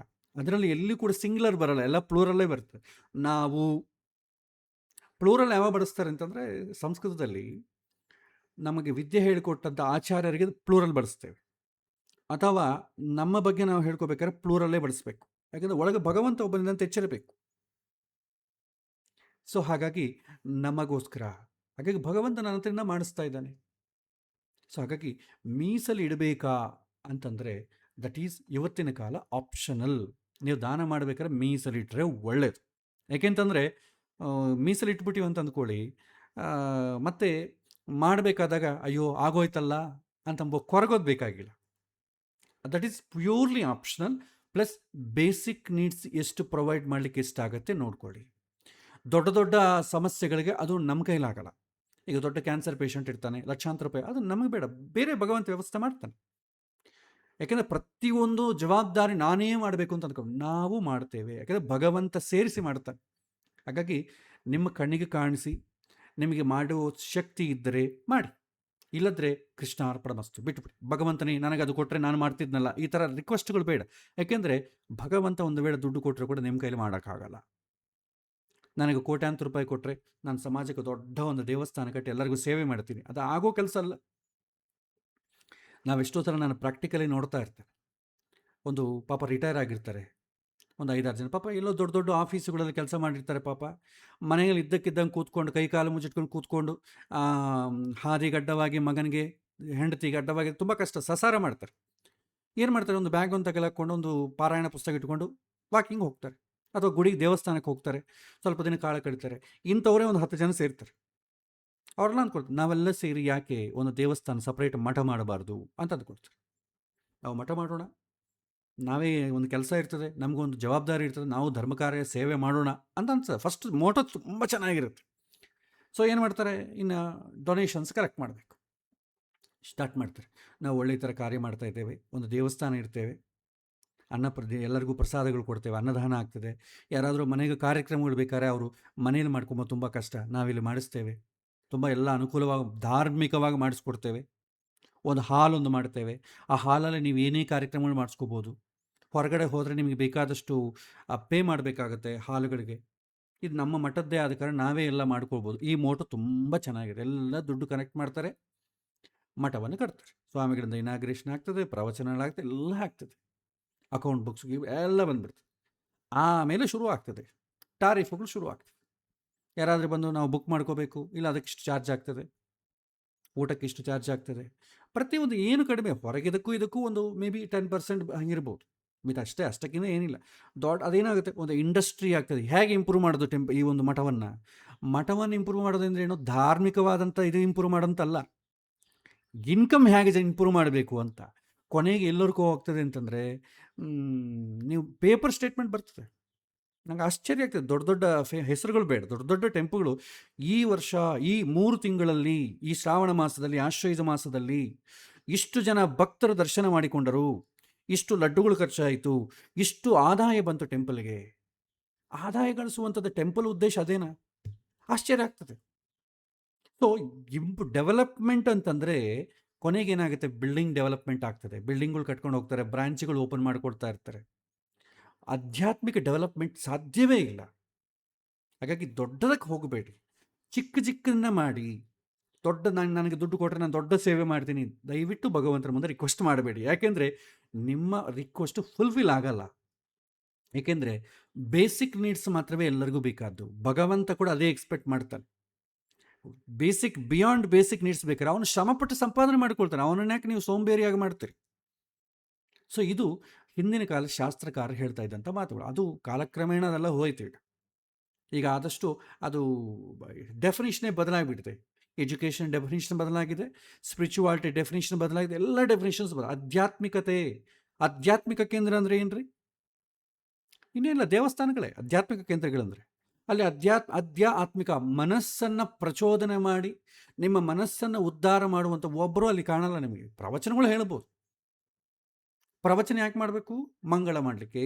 ಮಂಗಳದಲ್ಲಿ ಮತ್ತೆ ಇಷ್ಟು ಜನ ಊಟ, ಇಷ್ಟು ಸ್ವೀಟ್ಗಳು, ಇದೆಲ್ಲ ಇರ್ತದೆ. ಯಾರಾದರೂ ಮನಸ್ಸು ಪ್ರಭಾವಿತವಾಗಿ ಬದಲಾವಣೆ ಆಗಿ ಸಂತೋಷವಾಗಿರೋರು ತುಂಬ ಕಡಿಮೆ. 100 ಜನದಲ್ಲಿ ಒಬ್ಬರು ಇರ್ಬೋದು, ಇಲ್ಲ ಅಂತ ನಾನು ಹೇಳೋದು, ತುಂಬ ಕಡಿಮೆ.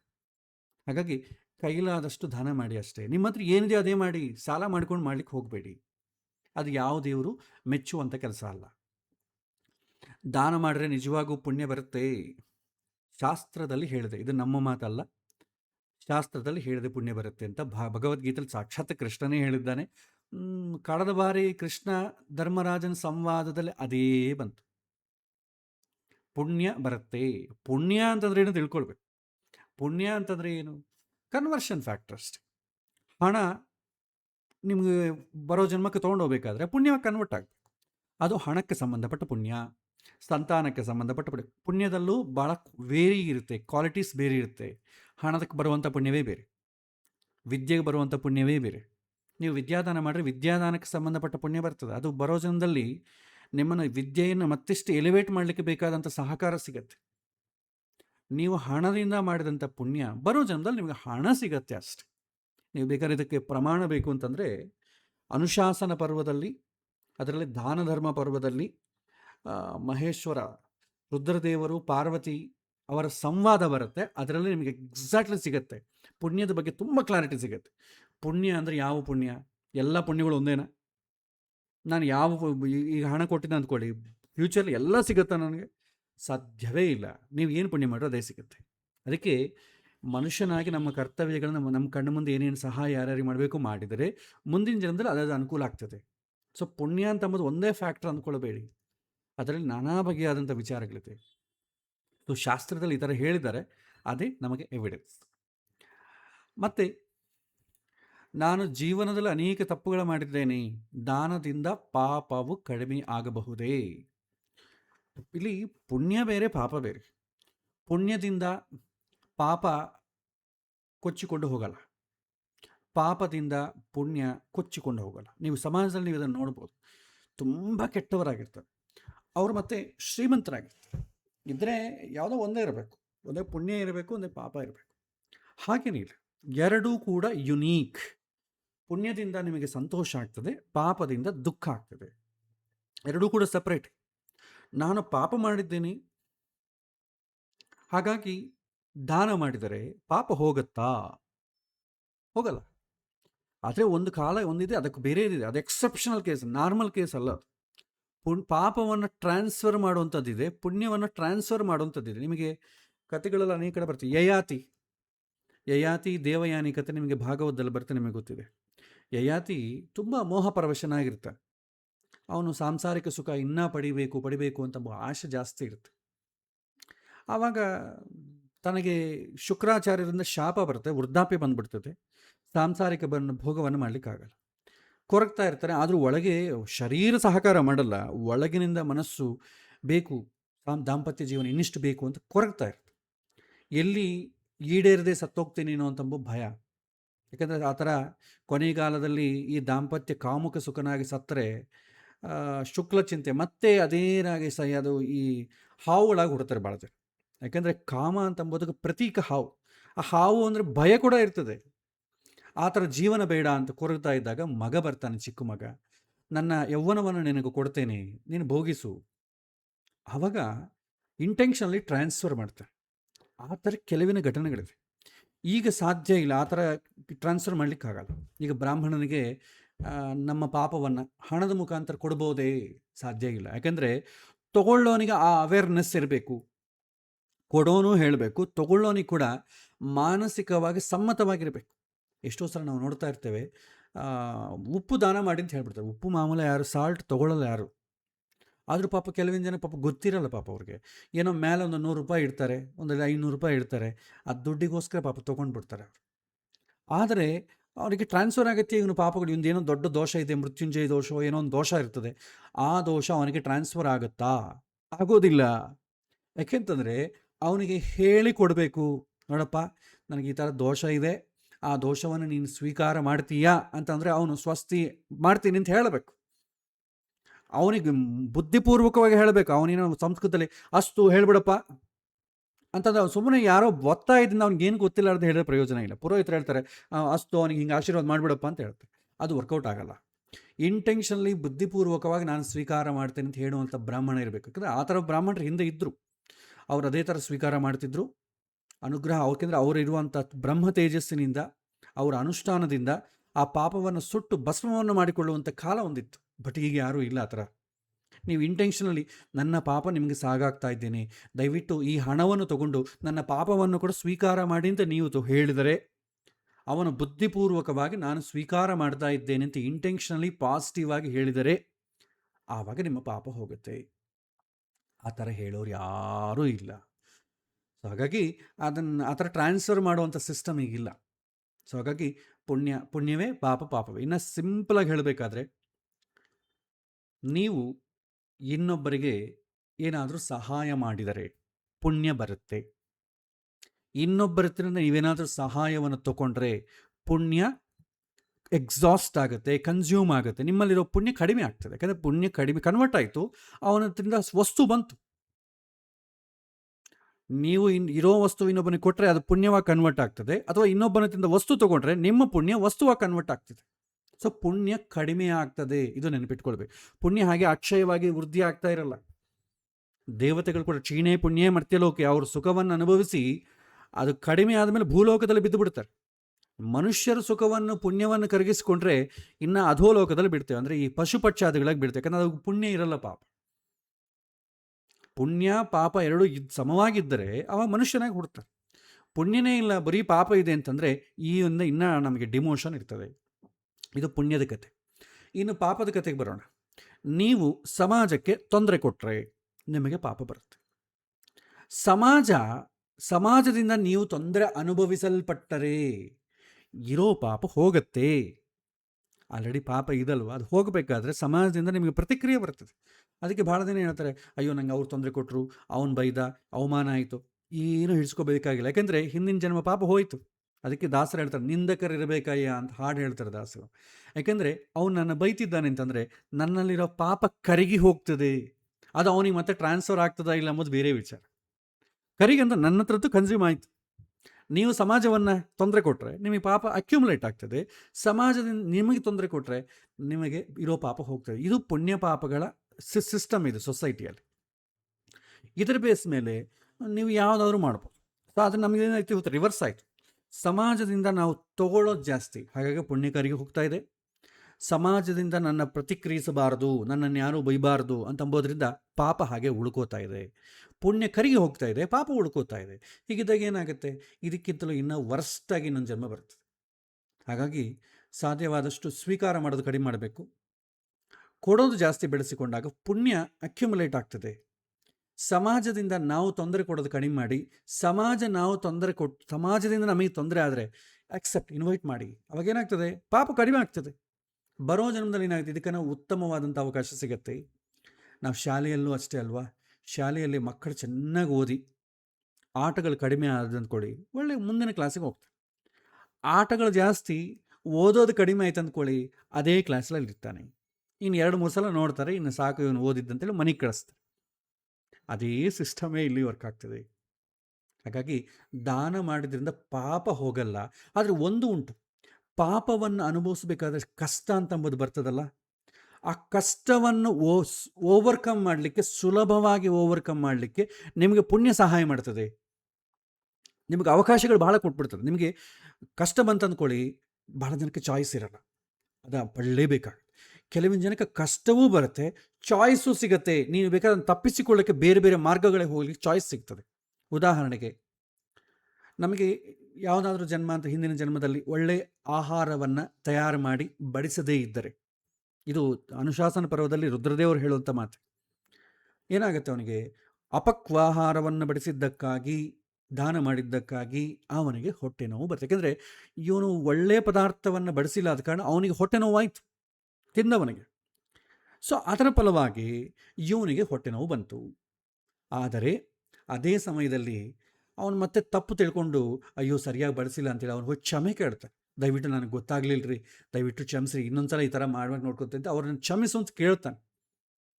ಆವಾಗ ಅವರು ಏನಿಲ್ಲಪ್ಪ ಪರವಾಗಿಲ್ಲ, ಅವರು ಸ್ವಲ್ಪ ಶಾಂತರಾದರೆ ನಮಗೇನಾಗ್ತದೆ, ಇಲ್ಲಿ ಮುಂದಿನ ಜನ್ಮದಲ್ಲಿ ಹೊಟ್ಟೆ ನೋವು ಬರುತ್ತೆ. ಅವರು ಶಾಂತಿಯಾಗಿ ಬಂದಕ್ಕೆ ಸ್ವಲ್ಪ ಪುಣ್ಯ ಕೂಡ ಬಂತು. ಅದರಿಂದ ಏನಾಗುತ್ತೆ, ಹೊಟ್ಟೆ ನೋವಿಗೆ ಔಷಧವೂ ಸಿಗತ್ತೆ. ಹೊಟ್ಟೆ ನೋವು ಬಂತು, ಡಾಕ್ಟರ್ ಬಂದ, ಔಷಧ ಕೊಟ್ಟ, ತಗೊಂಡ್ವಿ, ಕಡಿಮೆ ಆಯಿತು. ಹೊಟ್ಟೆ ನೋವು ಅಂತಂಬೋದು ಪಾಪ, ಔಷಧ ಅಂಬೋದು ಪುಣ್ಯ. ಸೊ ಪ್ರತಿಯೊಂದು ಕಷ್ಟದಿಂದನೂ ಹೊರಗೆ ಬರಲಿಕ್ಕೆ ನಮಗೆ ಪುಣ್ಯ ಅಂತಂಬೋದು ಸಹಾಯ ಮಾಡುತ್ತೆ ಹೊತ್ತು, ಪುಣ್ಯ ಅಕ್ಯುಮುಲೇಟ್ ಮಾಡಿದ ತಕ್ಷಣ ಪಾಪ ಹೊಡೆದಾಕಲ್ಲ. ಪುಣ್ಯ ಬಂದ ತಕ್ಷಣ ಪಾಪ ಹೋಗಲ್ಲ, ನೀವು ಅದನ್ನು ಎಕ್ಸಾಸ್ಟ್ ಮಾಡಿಕೊಳ್ಳೇಬೇಕಾಗತ್ತೆ. ಸಮಾಜದಿಂದ ಪ್ರತಿಕ್ರಿಯೆ ಬಂತು ಅಂದ್ಕೊಳ್ಳಿ, ಪಾಪ ಎಕ್ಸಾಸ್ಟ್ ಆಗಿಬಿಡ್ತದೆ. ಹಾಗಾಗಿ ಸಮಾಜದಿಂದ ಪ್ರತಿಕ್ರಿಯೆ ಬಂದರೂ ಕೂಡ ತೊಂದರೆ ಅನುಭವಿಸೋದು, ಅದನ್ನು ತಟ್ಕೊಳ್ಳಿಕ್ಕೆ ಬೇಕಾದಂಥ ಶಕ್ತಿಯನ್ನು ನಾವು ಸಂಪಾದನೆ ಮಾಡಿಕೊಳ್ಬೇಕು. ಸಮಾಜವನ್ನು ತಡಲಿಕ್ಕಾಗಲ್ಲ. ನನ್ನನ್ನು ಯಾರೂ ಬೈಬಾರ್ದು, ನಾನಿಷ್ಟೇ, ನಾನು ಕೋಪಿಷ್ಟ, ನನ್ನ ಪ್ರಕಾರ ನೀವೇ ಅಡ್ಜಸ್ಟ್ ಮಾಡ್ಕೊಂಡು ಹೋಗಬೇಕು, ಈ ಥರ ಮಾಡಿದ ಅಂದ್ಕೊಳ್ಳಿ, ನಮ್ಮ ಪಾಪ ನಮ್ಮಲ್ಲೇ ಇರುತ್ತೆ. ಸಮಾಜದಿಂದ ಏನೇ ಪ್ರತಿಕ್ರಿಯೆ ಬಂದ್ರೂ ಅದನ್ನು ತಟ್ಕೊಳ್ಳಿಕ್ಕೆ ಬೇಕಾದಂಥ ಶಕ್ತಿ ನಾವಲ್ಲಿ ಬೆಳೆಸಿಕೊಳ್ಳಬೇಕು. ಇಲ್ಲ, ಸ್ವಲ್ಪ ಪುಣ್ಯ ಇದ್ದರೆ ನಿಮಗೆ ಓವರ್ಕಮ್ ಮಾಡಲಿಕ್ಕೆ ಚಾಯ್ಸ್ ಅಂಬೋದು ಸಿಗತ್ತೆ. ಇದು ಗರುಡ ಪುರಾಣದಲ್ಲೂ ಬರುತ್ತೆ, ಅದೇ ಥರ ಅನುಶಾಸನ ಪರ್ವದಲ್ಲೂ ಬರುತ್ತೆ. ಹಾಗಾಗಿ ಹೆದರೋದು ಬೇಕಾಗಿಲ್ಲ. ಯಾರಾದರೂ ಸಮಾಜದಿಂದ ತೊಂದರೆ ಅನುಭವಿಸಿರು, ಅತ್ತೆ ಬೈದ್ಲು, ಮಗ ಬೈದ, ಹೆಂಡತಿ ಬೈದ್ಲು, ಏನೋ ನಿಮ್ಮ ಪಾಪ ಹೋಗ್ತಾ ಇದೆ, ಕನ್ಸ್ಯೂಮ್ ಎಕ್ಸಾಸ್ಟ್ ಆಗೋತಾ ಇದೆ. ಅದಿದ್ದ ಕಾರಣ ಇದು ಅನುಭವಿಸ್ಲಿಕ್ಕೆ ಬಂತು, ಆಗೋಯ್ತು ಅಂದರೆ ಮುಗಿದೋಯ್ತು, ಇನ್ನು ಮತ್ತೆ ಅದಿರಲ್ಲ. ಹಾಗಾಗಿ ಪುಣ್ಯ ಎಕ್ಸಾಸ್ಟ್ ಮಾಡ್ಕೊಳ್ಳೋದು ಉತ್ತಮ ಅಲ್ಲ, ಪಾಪವನ್ನು ಎಕ್ಸಾಸ್ಟ್ ಮಾಡ್ಕೋಬೇಕು. ಪುಣ್ಯವನ್ನು ಕ್ಷಯ ಮಾಡಿಕೊಂಡ್ರೆ ಉಪಯೋಗ ಇಲ್ಲ. ಯಾಕೆಂದರೆ ನೀವು ಕಷ್ಟವನ್ನು ಅನುಭವಿಸ್ಬೇಕಾದಾಗ ಈ ಪುಣ್ಯ ಹೆಲ್ಪ್ ಮಾಡಲ್ಲ. ನಿಮಗೆ ಪುಣ್ಯ ಇದ್ರೆ ತಾನೆ ಹೆಲ್ಪ್ ಮಾಡೋಕ್ಕೆ. ಭಾಳ ಜನಕ್ಕೆ ಚಾಯ್ಸ್ ಕೂಡ ಇರಲ್ಲ ಪಾಪ, ತುಂಬ ಕಷ್ಟ ಅನುಭವಿಸ್ತಾರೆ. ಕೆಲವೊಂದು ಜನಕ್ಕೆ ಚಾಯ್ಸ್ ಇರುತ್ತೆ ನೋಡಿ, ಹುಟ್ಟಿದಾಗ ಬಡತನದಲ್ಲಿ ಹುಡ್ತಾರೆ, ಆಮೇಲೆ ಎಲ್ಲ ಶ್ರೀಮಂತಿಗೆ ತಮ್ಮಷ್ಟಕ್ಕೆ ತಾನೇ ಬರ್ತದೆ. ಕೆಲವೊಂದು ಜನ ಹುಟ್ಟಿದಾಗಿಂದ ಸಾಯೋವರೆಗೂ ಬಡತನದಲ್ಲೇ ಇರ್ತಾರೆ. ಕೆಲವೊಂದು ಜನ ಹುಟ್ಟಿದಾಗ ಶ್ರೀಮಂತ, ಮತ್ತೆ ಬಡತನ ಬರುತ್ತೆ. ಇದು ಪುಣ್ಯ ಪಾಪಗಳ ಸಲ್ಲಾಟದಿಂದ ಆಗುವಂಥ ಜೀವನ ಒಂದು ಆಟ. ಹಾಗಾಗಿ ಇದನ್ನು ಅರ್ಥ ಮಾಡಿಕೊಳ್ಬೇಕಾದ್ರೆ ಒಂದು ಪ್ಲೇನಲ್ಲಿ ಅರ್ಥ ಮಾಡಿಕೊಂಡ್ರೆ ನಮಗೆ ಸಂತೋಷ ಕೊಡ್ತದೆ, ಇಲ್ಲದ್ರೆ ದುಃಖ ಆಗ್ತದೆ. ಹಾಗಾಗಿ ಸಿಂಪಲಾಗಿ ಹೇಳಬೇಕಾದ್ರೆ ಪುಣ್ಯದಿಂದ ಪಾಪ ಹೋಗಲ್ಲ. ಪುಣ್ಯ ಅಕ್ಯುಮುಲೇಷನೇ ಬೇರೆ, ಪಾಪ ಅಕ್ಯುಮುಲೇಷನೇ ಬೇರೆ. ಪುಣ್ಯ ಅಕ್ಯುಮುಲೇಟ್ ಮಾಡಬೇಕಾ, ನೀವು ಸಮಾಜಕ್ಕೆ ಸಹಾಯ ಮಾಡಿ. ಪುಣ್ಯ ಎಕ್ಸಾಸ್ಟ್ ಮಾಡ್ಕೋಬೇಕಾ, ಸಮಾಜದಿಂದ ನೀವು ಪುಣ್ಯವನ್ನು ಸಂಪಾದಿಸಿ. ಎಲ್ಲರೂ ನನಗೆ ಅನುಕೂಲವಾಗಿರಬೇಕು, ಎಲ್ಲರಿಂದ ಹೊಗಳಿಸ್ಕೋಬೇಕು, ಎಲ್ಲರ ಸಹಕಾರ ನನ್ನ ಮೇಲೆ ಇರಬೇಕು, ನನಗೇ ಹೆಲ್ಪ್ ಮಾಡಬೇಕು, ತಗೊಳ್ಳಿ, ಪುಣ್ಯ ಕಡೆಗೆ ಹೋಗ್ತದೆ. ಪಾಪವೂ ಅಷ್ಟೇ. ಪಾಪ ಎಕ್ಸಾಸ್ಟ್ ಆಗಬೇಕಾ, ಸಮಾಜದಲ್ಲಿ ಇನ್ವೈಟ್ ಮಾಡಿ, ನನ್ನನ್ನು ಬೈಯೋರ್ನ ಇನ್ವೈಟ್ ಮಾಡಿ. ಬೈದ್ರಾ ಬೈರಿ, ಪರವಾಗಿಲ್ಲ. ಆದರೆ ಬೈತಾ ಇರೋದ್ರಿಂದ ಏನಾಗ್ತದೆ ಅಂತ ಎಚ್ಚರ ಇರಬೇಕು. ಸೊ ನನ್ನ ಪಾಪ ಹೋಗ್ತಾ ಇದೆ ಅಂತ ಎಚ್ಚರ ಇರಬೇಕು, ಆವಾಗ ಒಂದು ಸಂತೋಷವಾಗಿರ್ತದೆ. ಅದೇ ನೀವು ಸಮಾಜವನ್ನು ಬೈದ್ರಾ ಪಾಪ ಬರ್ತದೆ, ಅಕ್ಯುಮುಲೇಟ್ ಆಗ್ತದೆ. ಸೊ ಈ ಸಿಸ್ಟಮ್ ನಮಗೆ ಗೊತ್ತಿರಬೇಕು. ಆವಾಗ ಏನಾಗುತ್ತೆ, ನಾವು ನಿಶ್ಚಿಂತೆಯಾಗಿ ಜೀವನದಲ್ಲಿ ಬದುಕಲಿಕ್ಕೆ ಆಗ್ತದೆ. ಮತ್ತೊಂದು ಪ್ರಶ್ನೆ, ಈ ಕಾಲದಲ್ಲಿ ಅತ್ಯುತ್ತಮವಾದಂಥ ಧನ ಯಾವುದು? ಇದು ಹೇಳಲಿಕ್ಕಾಗೋದಿಲ್ಲ. ಯಾಕೆಂದರೆ ಸಾಮಾನ್ಯವಾಗಿ ದಾನ ಮಾಡುವಂಥವನಿಗೆ, ರೂಢಿ ಇದ್ದವನಿಗೆ ಉತ್ತಮವಾದ ದಾನ ಯಾವುದನ್ನು ತಿಳ್ಕೊಳ್ಳೋದ್ರಲ್ಲಿ ಅಗತ್ಯ ಇದೆ. ಅಸಲು ದಾನ ಯಾಕೆ ಮಾಡ್ತಾ ಇದ್ದೀವಿ ಗೊತ್ತಿಲ್ಲ, ದಾನ ಯಾವಾಗ ಮಾಡಬೇಕು ಗೊತ್ತಿಲ್ಲ, ಯಾರಿಗೆ ಮಾಡಬೇಕು ಗೊತ್ತಿಲ್ಲ ಅಂದಾಗ ಯಾವುದು ಅತ್ಯುತ್ತಮವಾದಂಥ ದಾನ ಅಂತ ಹುಡ್ಕೋದು ಬೇಕಾಗಿಲ್ಲ. ಮೊದಲು ದಾನ ಮಾಡೋಣ, ಆಮೇಲೆ ಉತ್ತಮವಾದ ದಾನ. ಎಂದು ತೈತ್ರಿಯ ಉಪನಿಷತ್ತಲ್ಲಿ ಒಂದು ಕಡೆ ಬರ್ತದೆ, ಶ್ರದ್ಧೆಯಾದೇಯಂ ಅಶ್ರದ್ಧೆಯಾದೇಯಂ. ಅಪ್ಪ, ವಿಶ್ವಾಸ ಇದ್ದನ್ನು ಕೊಡು, ವಿಶ್ವಾಸ ಇಲ್ಲದ್ರೂ ಕೊಡೋದಂತೂ ಕೊಡಪ್ಪ. ಯಾಕೆಂತಂದರೆ ಕೊನೆಗೆ ಇದು ಮಾಡಬೇಕು ಅಂತ ಗೊತ್ತಿದ್ದಾಗ ನೀನು ಮಾಡಲಿಲ್ಲ ಅಂತಂಬೋದು ಪಶ್ಚಾತ್ತಾಪ ಆಗುತ್ತೆ ಮುಂದೆ. ಶ್ರದ್ಧೆ ಇಲ್ಲದಾದರೂ ಕೊಡು, ಯಾಕೆಂದರೆ ಮುಂದಿನ ಜನ್ಮದಲ್ಲಿ ನಿಂಗಾದರೂ ಅದರ ಬೆನಿಫಿಟ್ ಇಲ್ಲದ್ರೂ ಕೂಡ ನಿನಗೆ ದುಡ್ಡಂತೂ ಬರುತ್ತೆ. ಈ ಜನ್ಮದಲ್ಲಿ ದಾನ ಮಾಡಬೇಕು, ಅವ್ನು ಮಾಡಲ್ಲ, ಇಂಟ್ರೆಸ್ಟ್ ಇಲ್ಲ. ಆದ್ರೆ ದೊಡ್ಡವರು ಹೇಳ್ತಾರೆ, ಅಪ್ಪ ದಾನ ಮಾಡಪ್ಪ ಅಂತೇಳಿ, ಅಪ್ಪ ಅಮ್ಮನ ಒತ್ತಾಯಕ್ಕೋಸ್ಕರ ದಾನ ಮಾಡ್ತಾರೆ. ಸೊ ಒತ್ತಾಯದಿಂದ ದಾನ ಮಾಡಿರೋದ್ರಿಂದ ಮುಂದಿನ ಜನ್ಮದಲ್ಲಿ ಅವನಿಗೆ ಖಂಡಿತ ಹಣ ಬರುತ್ತೆ, ಯಾಕಂದರೆ ಇವನು ದಾನ ಮಾಡಿದ. ಆದರೆ ಅವನು ಸ್ವಂತ ನಿರ್ಣಯದಿಂದ ಮಾಡಿಲ್ಲ, ಬೇರೆಯವ್ರಿಗೋಸ್ಕರ ಮಾಡಿದ. ಆದ ಕಾರಣ ಮುಂದಿನ ಜನ್ಮದಲ್ಲಿ ಭಗವಂತ ದುಡ್ಡು ಕೊಡ್ತಾನೆ, ಅದು ಇವನಿಗೆ ಉಪಯೋಗ ಆಗಲ್ಲ, ಇವನ ಬಂಧು ಬಳಗ ಮಕ್ಕಳು ಅವ್ರಿಗೆ ಉಪಯೋಗ ಆಗುತ್ತೆ. ಸೊ ಭಗವಂತ ತುಂಬ ಕ್ಲಾರಿಟಿ ಇರ್ತಾನೆ. ನೀವು ದುಡ್ಡು ಕೊಟ್ಟರೆ ಭಗವಂತ ದುಡ್ಡು ಕೊಡ್ತಾನೆ, ನೀವು ಮನಸ್ಪೂರ್ವಕವಾಗಿ ಕೊಟ್ಟರೆ ಭಗವಂತ ಆ ಹಣದಿಂದ ನಿಮಗೂ ಮನಸ್ಸು ಸಂತೋಷವನ್ನು ಮಾಡ್ತಾನೆ. ನೀವು ದುಡ್ಡು ದಾನ ಮಾಡಲಿಲ್ಲ, ಭಗವಂತನು ದುಡ್ಡು ಕೊಡಲ್ಲ. ಆದರೆ ಕೆಲವಿನ ಜನ ನೋಡಿ, ದುಡ್ಡು ದಾನ ಮಾಡಿ ಪಾಪ ದುಡ್ಡಿರಲ್ಲ, ಬೇಕಾದಷ್ಟು ಶಾರೀರಿಕವಾದಂಥ ಶ್ರಮೆ ಪಡ್ತಾರೆ, ಅವ್ರಿಗೋಸ್ಕರ ಹೆಲ್ಪ್ ಮಾಡ್ತಾರೆ. ಅದಕ್ಕೆ ಏನು ಮಾಡ್ತಾನೆ ಭಗವಂತ, ಮುಂದಿನ ಜನ್ಮದಲ್ಲೂ ಕೂಡ ದುಡ್ಡು ಕೊಡಲ್ಲ, ಆದರೆ ಬೇರೆಯವ್ರ ತಿಂದ ಸಹಾಯ ಮಾಡಿಸ್ತಾನೆ. ಅವ್ರಿಗೇನು ದುಡ್ಡು ಕೊಡಲ್ಲ. ಆದರೆ ಬರ್ರಿ, ಸುಮ್ಮನೆ ಕೂತಿದ್ದಾರೆ, ನನ್ನ ಜೊತೆಗೆ ಬರ್ರಿ, ನಾವು ತಿರುಪತಿ ದರ್ಶನಕ್ಕೆ ಹೋಗ್ತಾ ಇದ್ದೀವಿ, ಒಂದು ಸೀಟ್ ಖಾಲಿ ಇದು ಬನ್ನಿ ಅಂತ ಹೇಳ್ತಾರೆ. ಅವನಿಗೆ ಪಾಪ ದುಡ್ಡಿಲ್ಲ, ಡೈರೆಕ್ಟಾಗಿ ಹೋಗ್ಬೇಕು, ಆದರೆ ಎಲ್ಲ ಉಪಚಾರಗಳು ಬೇರೆಯವ್ರ ತಿಂದ ಮಾಡಿಸ್ತಾನೆ ಭಗವಂತ. ಇದು ಭಗವಂತನ ಒಂದು ವೈಶಿಷ್ಟ್ಯ. ಹಾಗಾಗಿ ಅತ್ಯುತ್ತಮವಾದ ದಾನದ ಬಗ್ಗೆ ನಾವು ಕೇಳೋದು ಬೇಕಾಗಿಲ್ಲ. ಒಬ್ಬೊಬ್ಬರು ಒಂದೊಂದು ಹೇಳ್ತಾರೆ. ಅಧಿಕ ಮಾಸ ಬಂತು, ನೀವು ಅಪೋಪ ದಾನ ಮಾಡಿ, ಇಲ್ಲ ಇನ್ನೊಂದು ದಶದಾನಗಳು ಹೇಳ್ತಾರೆ. ಯಾರಾದರೂ ಪಿತೃಕಾರ್ಯ ನೀವು ಆ ದಾನ ಮಾಡಿ, ಈ ದಾನ ಮಾಡಿ, ಅದು ಉತ್ತಮ ದಾನ. ಸಾಮಾನ್ಯ ದಾನ ಫಸ್ಟ್ ಮಾಡೋಣ.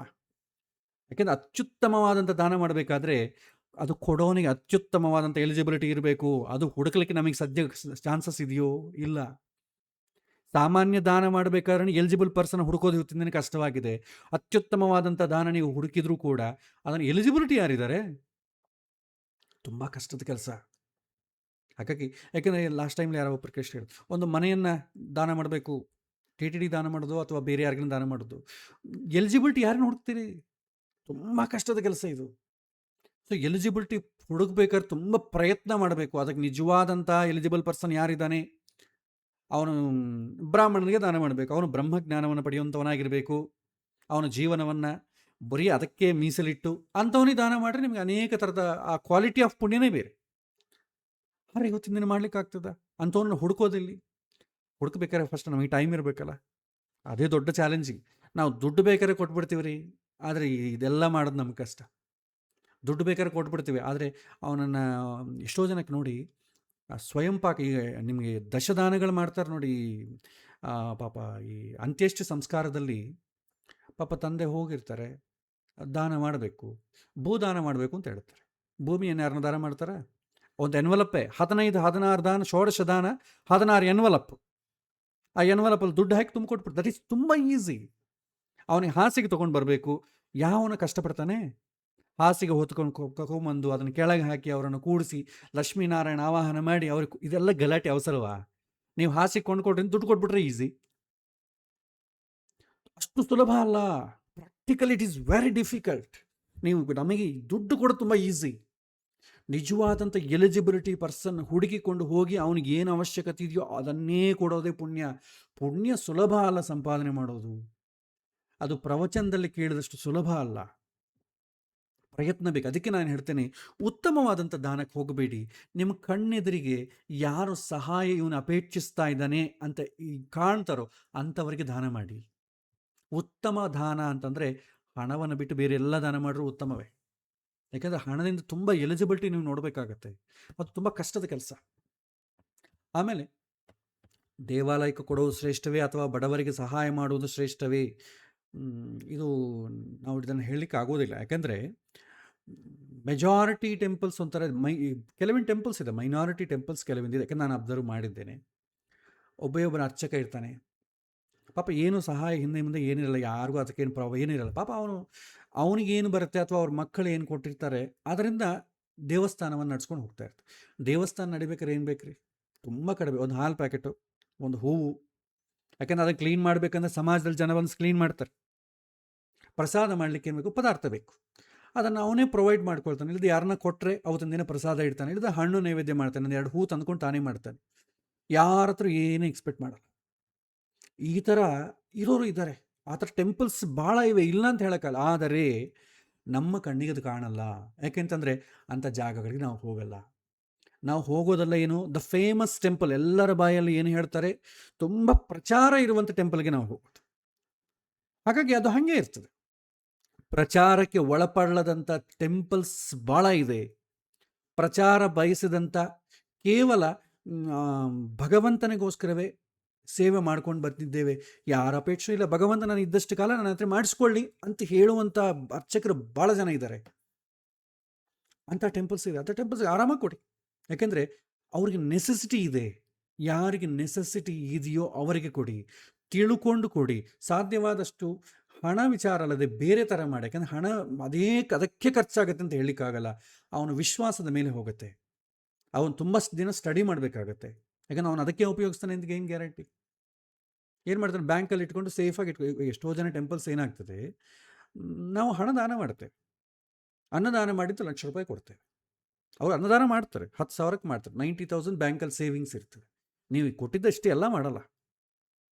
ಅವ್ರ ಟೆಂಪಲ್ಗೆ ಬೇಕಾದ್ರೆ ಮೇಂಟೆನೆನ್ಸು ಸ್ವಲ್ಪ ಇಟ್ಟುಕೊಂಡು ಬೇಕಾದ್ರೆ ಉಳಿದದ್ದೆಲ್ಲ ಮಾಡ್ಬೋದು. ಆದರೆ ಇವ್ರು ಏನು ಮಾಡ್ತಾರೆ? Fixed deposits ಹಾಕ್ಕೊಳ್ತಾರೆ. ಸೇವಿಂಗ್ಸ್ ತುಂಬ ಇರುತ್ತೆ. ಅದು ಜೀವಮಾನದಲ್ಲಿ ಯಾವತ್ತೂ ಹೊರಗೆ ಬರಲ್ಲ.